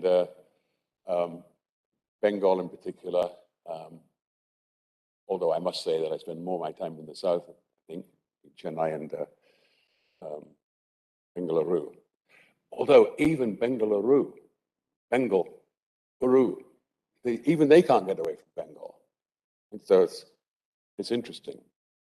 Okay, so let's talk about the impact of Srikumar. And we've heard a lot this weekend and Friday about the impact that Srikumar has made. How about in India? We've heard about that in this first inaugural lecture. BARC, I should say BRC, shouldn't I? Because again, Indians have 3-syllable maximals, so BRC. And then the Department Secretary and Department of Atomic Energy. I visited him there once in his very nice headquarters down in Mumbai by the naval area. And when we went to lunch, there was this big thing in front of us full of guns and a thing behind us full of guns. And we went to the restaurant and I said, it would have been more secure and less obvious if we'd taken an auto to go to the lunch instead of all these bristling guns. But it was required, of course. On the world of physical metallurgy, we've heard a lot about that too. The book, the Phase Transformation book, which is a Bible for phase transformations. But there's also, we've heard this week, many other areas. And he's, for example, electron microscopy is an obvious one. How about additive manufacturing is another one. So all the deformation mechanisms and so on. He could add to anybody's work in almost any area. He was just such a brilliant man. So clearly a huge impact. Right, on my research group. Well, the first and most important thing, I should ask Raj what that would be, but I won't. So he was our Guruji, and he made a huge impact. Not only just on myself, thank goodness, but also on my students and postdocs and so on. He was just there to, as I say, to offer explanations. The first time he came, I was very scared because I thought, how will we entertain this man's brain? And he said, don't worry. And he just went along and he just sat down and talked to each of the students and found out what they were doing and contributed and so on in just a very fatherly but impactful way. So it was very good. Of course, he supplied us Raj, and as the people in the US know, Raj is a risen star, not a rising star. He's already there, and he makes tremendous impacts with his science. And I'm very lucky that he still lets his old man Kodjalong work with him on various projects, and so we're still having a very exciting time. But he's made a huge impact. He's one of the people who's turned North Texas around to being one of the leading, if not the leading, metallurgical research universities. I've highlighted this thing here. You notice he's got a pen in his pocket, top pocket. This is the thing that if you want to see the people who have come from my group, they'll all have top pockets in their shirts and they'll have a pen. This is kind of like I'm not used to this advanced supercomputer here. Is there a way I could get rid of that at the top? Oh, it's not on there. That's good. Okay. There's something on here. All right. So, of course, in our group on phase transformations, and that's one of the first example I'll give is on this beta to omega transformation, where we found that in some cases it'll be a mixed mode rather than just a displacive transformation. And Srikumar was a direct participant in that. And the second thing that he's helped us with is additive manufacturing.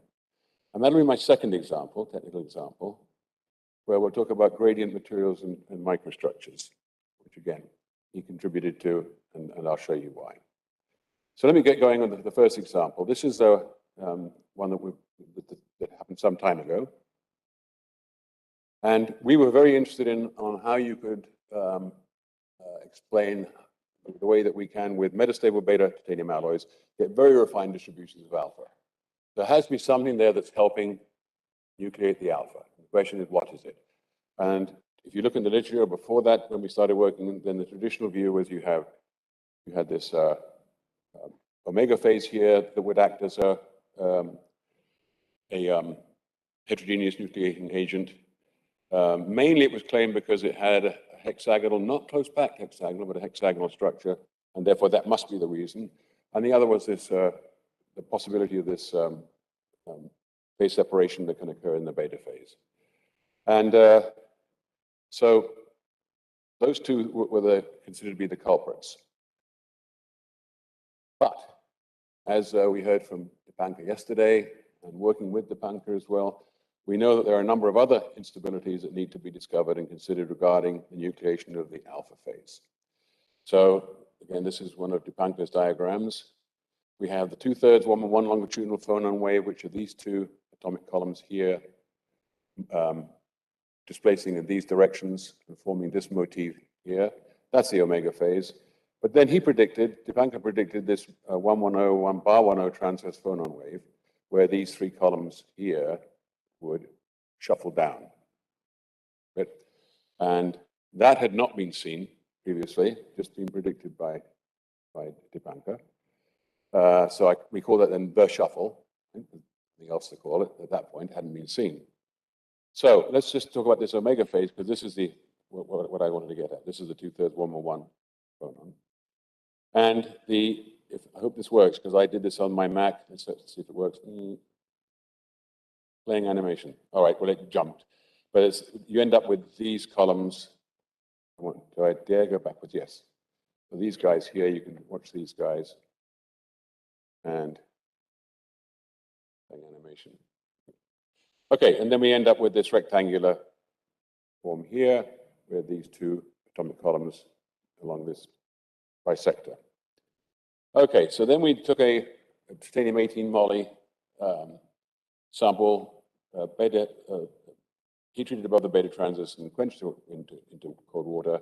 And you can see what we have here is, this turns out to be the beta phase, that turns out to be the beta phase, and this is something else, and it's the omega, beta, oh, there's the omega. And here are these rectangular motifs that surround the BCC, and this is around the omega. Well, let's just take a look at it. This is what, oh, here we go. Let's see if that's going to go. Plonk, all right.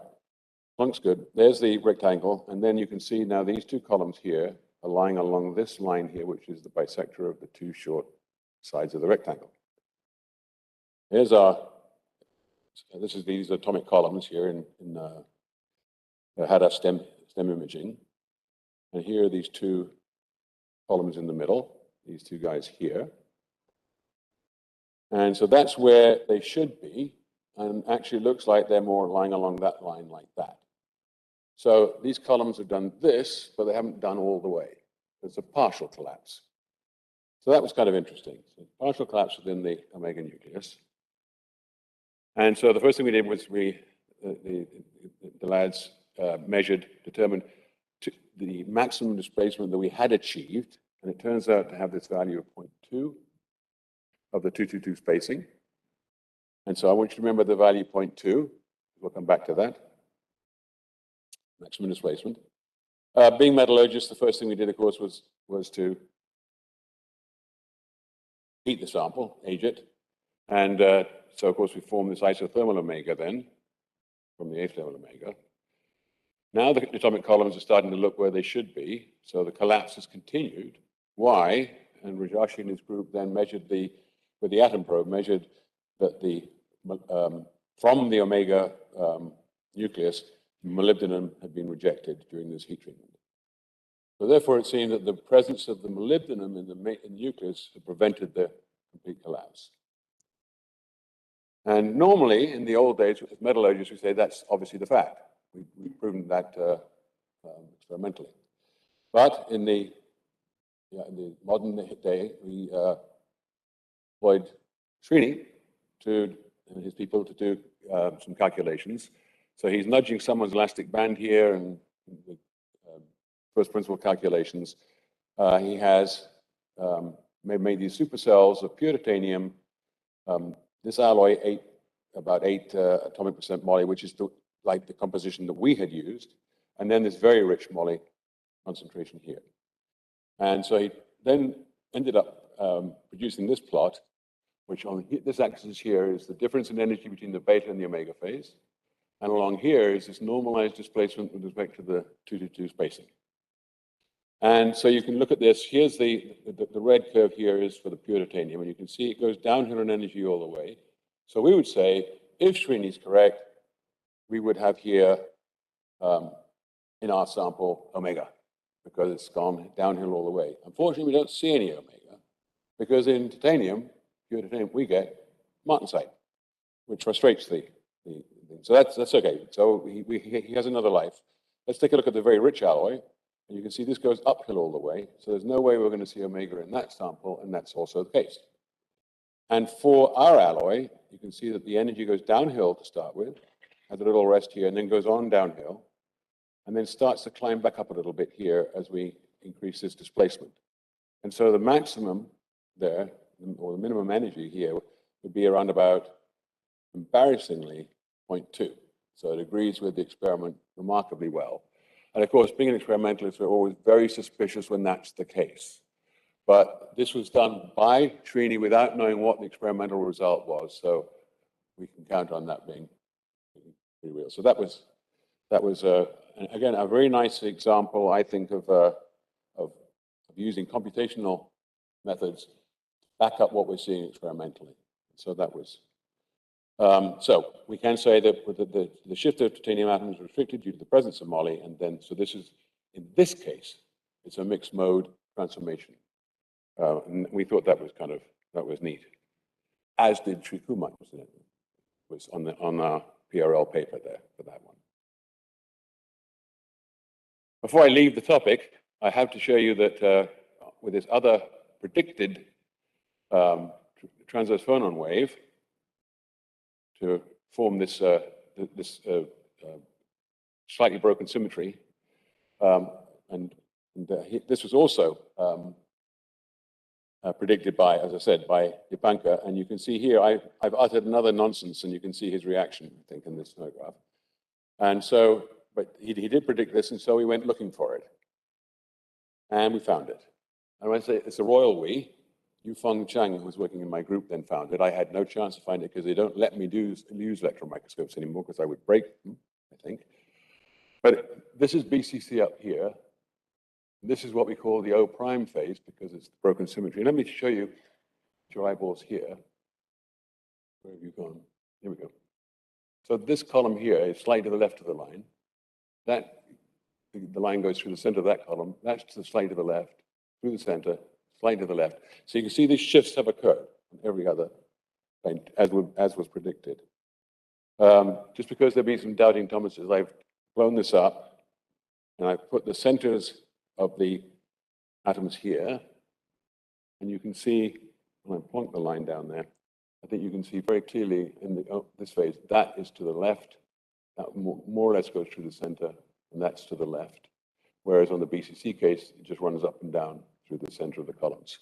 So this phase really does exist. We call it the O prime, and it turns out, as we saw from Dipankar's lecture, that it actually can play an important role in this business of looking at martensites and alpha double primes and so on. So, so this was actually, it was a very exciting time when we did this. And I added this because this is the kind of thing that Srikumar would be very excited about and would gush about this, or would probably have an alternative explanation to Dipankar's, but nevertheless. So we call this the O prime phase, and so that was really exciting. Okay, the second example then I wanted to show is additive manufacturing. I say gradient materials and microstructures, and I'll show you why. So this had the earlier part of this work Srikumar was involved with, but more recently we're doing work, of course, since he's passed away. But it would be the kind of thing that he would really enjoy being part of. And so I wanted to show you this because this is also life after Srikumar is going to involve Raj, and Raj is a principal player in this little story I'll tell you. So this is what to do with laser deposition of metallic powders.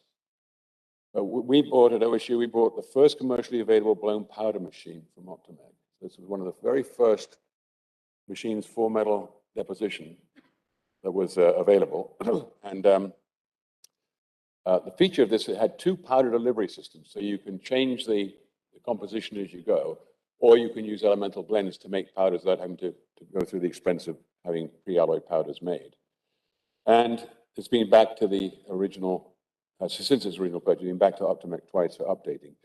The company refers to this now as a museum piece, which I think is a little rude, because it actually still works. But I think it's because they would like us to buy a new one, encouraging us that. So with these two hoppers then that we have powders, we can change then the composition of the positive powders. So one problem of doing this kind of work, particularly for universities, is the significant cost associated with pre-alloy powders, especially to investigate a wide range of compositions.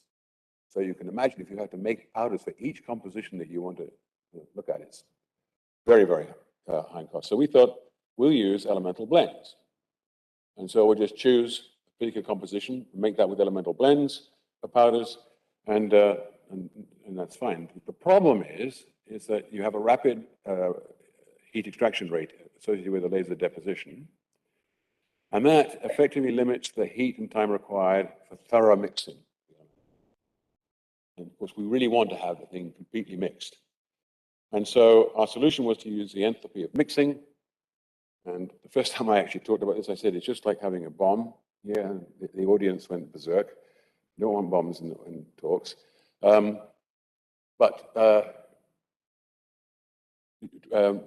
Depending on what elements we're mixing, for example, niobium is a disaster because it goes the wrong way. But all these negative numbers here means we're going to generate heat when we mix these things in the laser. And so most of the time, 90% of the time, we end up with reasonably homogeneous deposits. But what Srikumar did, which I did not do, and I had not recognized this, he recognized the possibility of depositing bills with compositional gradients. We had a lot of fun after that, making various compositional gradients and graded materials.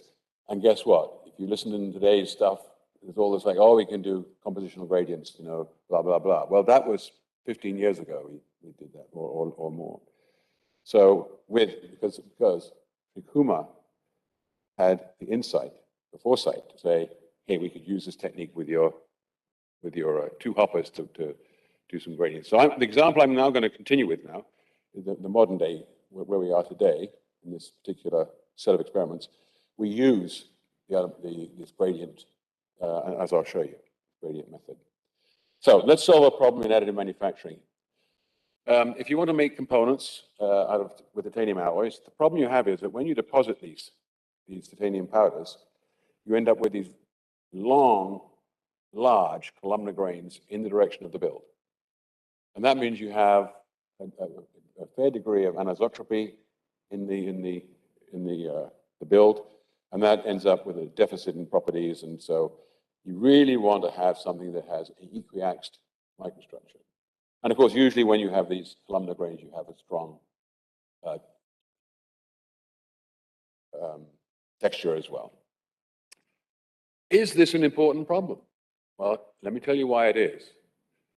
And this, I added this slide because of Dr. Dave saying it's very important. You can't just do research for research's sake. You've got to have either Nobel Prize winning, or you've got to have something that's going to help society.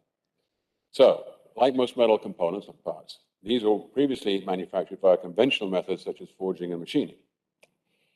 Now, titanium is essential to the new Dreamliner, 787. It accounts for roughly 17 million of the 265 million in costs for the Dreamliner.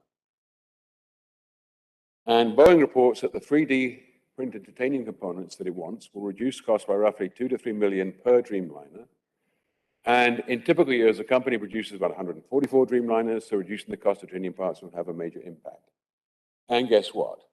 Airbus comes out with exactly the same numbers for their A340. So there's a good reason to do this.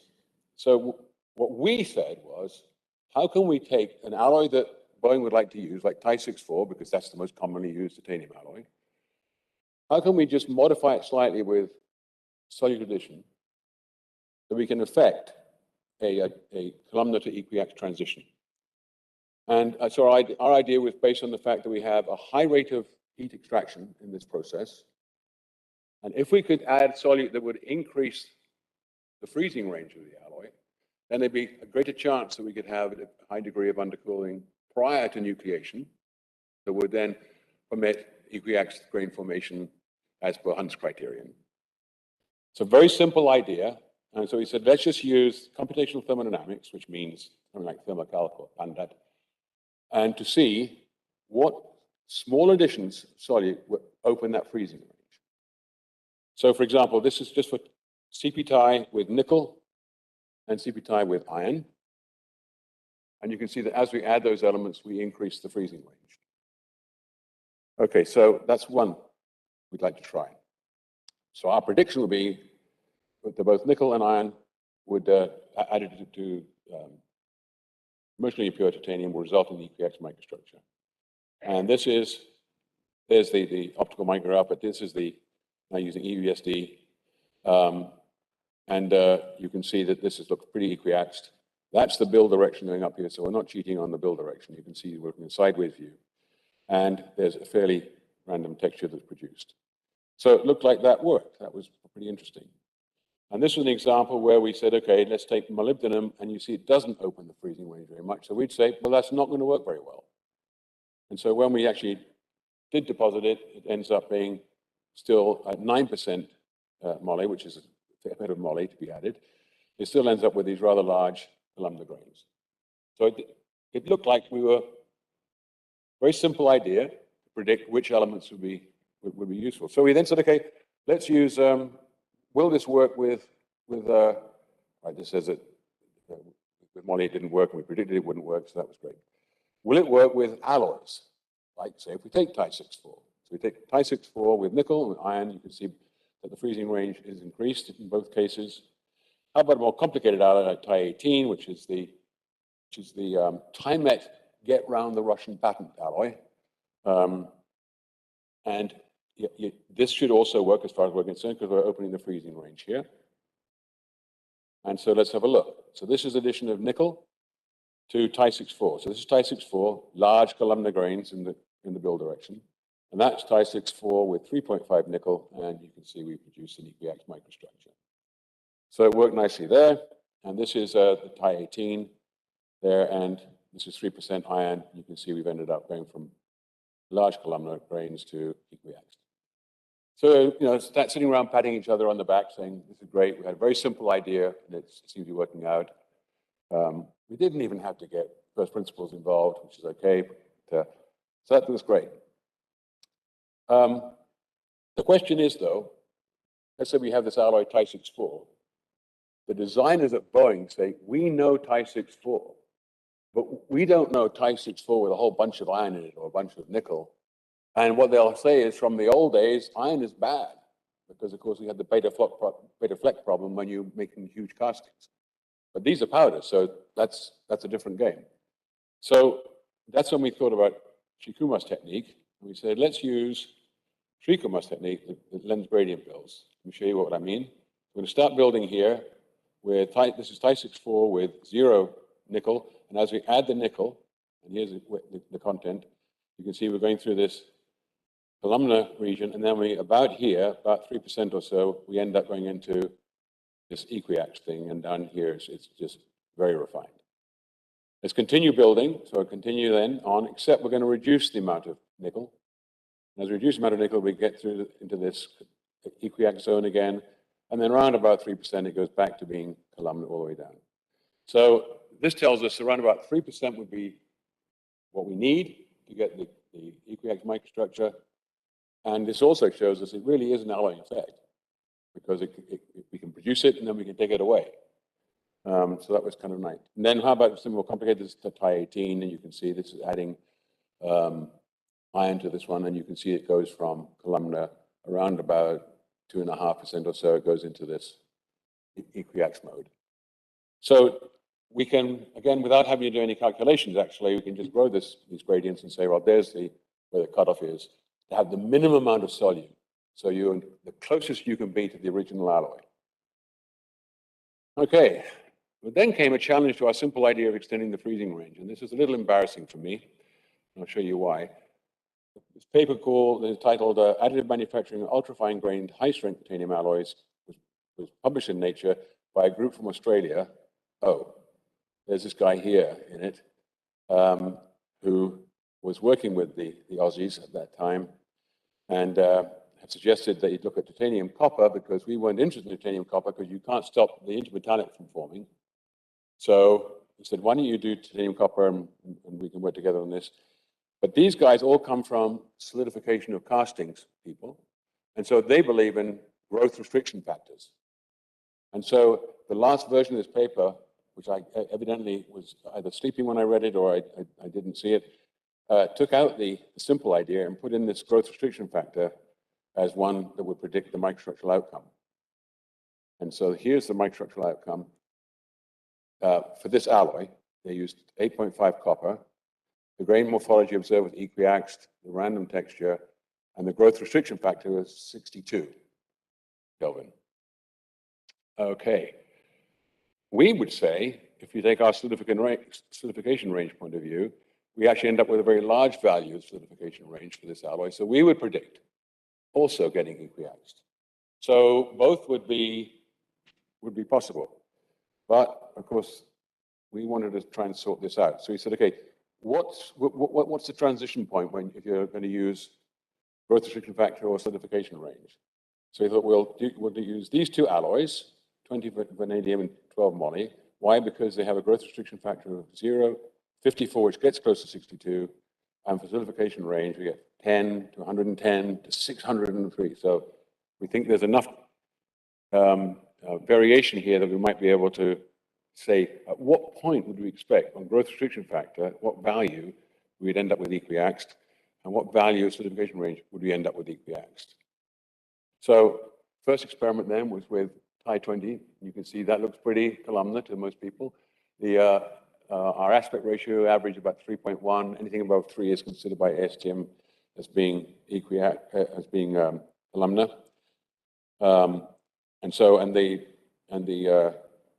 There's a slight texture to that. What's happened here? There we go. That's the first one. That's the second one. This is more clearly columnar with a stronger texture to it. And so now we can put this table together where our growth restriction factors are here. There's our solidification range. Here's our observed. And we can see that somewhere here between 54 and 62 is a transition using growth restriction factors. And here is somewhere between these values will be where our delta T prediction would say there's a change. Okay. Now, we then, based on this, we then said, let's use Ti copper because that's what the Nature paper used. We use Ti copper and we'll say, okay, what's the texture for these two? Here's the growth restriction factors. Here's the predicted grain morphology. Here's the predicted grain morphology based on delta T. So in these cases, you can see we have the opposite prediction, whether you go by growth restriction factor or if you go by delta T. So this looked like a really good example where we could say which one really does a better job of predicting. So here's the first 2.5 copper. That clearly is equiaxed and a fairly random texture. This is now our 6.8 copper, clearly equiaxed and a light texture. And so now our table looks like this, where the observed grain morphology is equiaxed and equiaxed. The predicted grain morphology based on growth restriction factors is long columnar, whereas ours is equiaxed. So we say, based on this, it appears that using our very simple concept provides a more reliable prediction of grain morphology during additive manufacturing. And so, because that original paper was in Nature, we've submitted ours to Nature, so we now, fingers crossed, they're actually sending it out for review, which is a big step with Nature, so we'll see how that goes.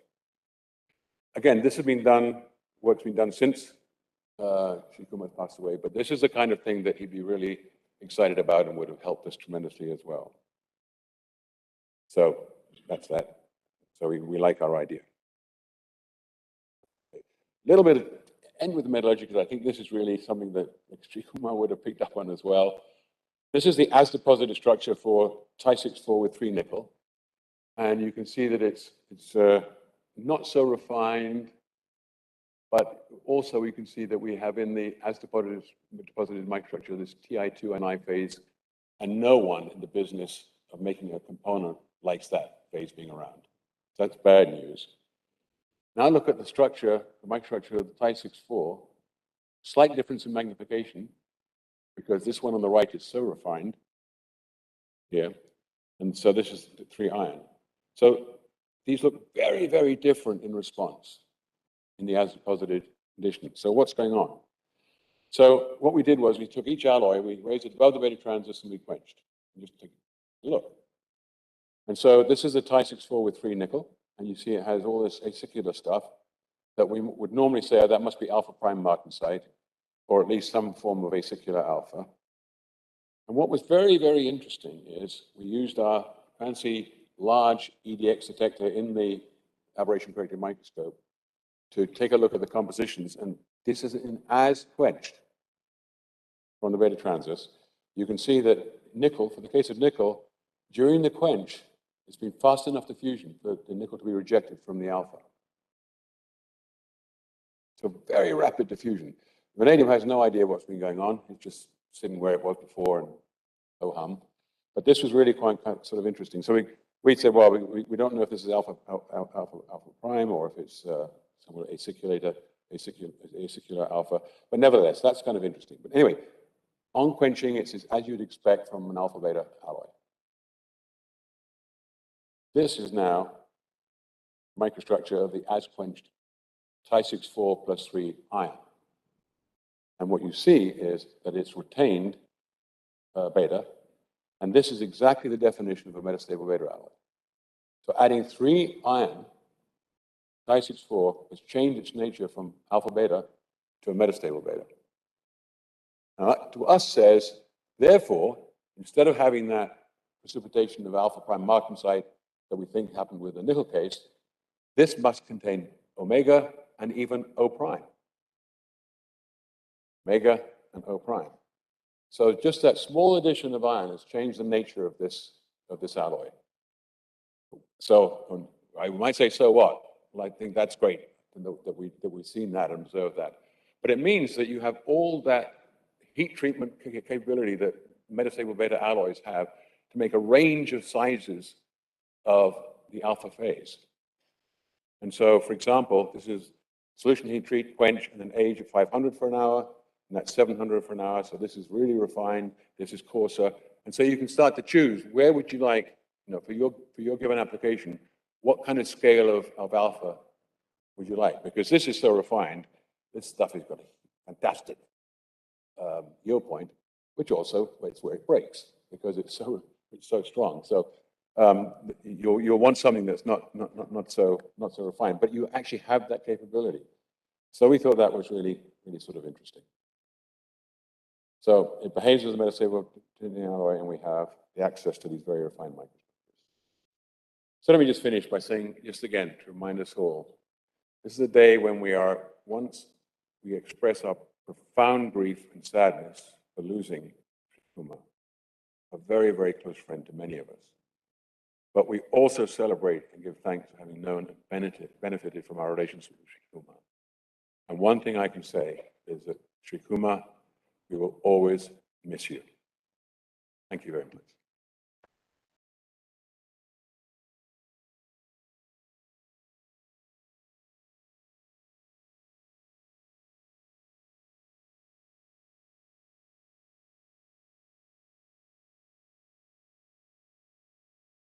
So we have had a set of 2 wonderful talks for our first Srikumar Banerjee Memorial Lecture. Professor Chidambaram surveyed the materials landscape in India, science and technology, and where we should be going. And Hamish talked about Srikumar's interactions with his research and a variety of different examples relating to phase transformations and solidification behavior. We now come to the closing part of this function. I'd like to invite Dr. Chidambaram and first, and then Professor Hamish Fraser to please come on to the stage again.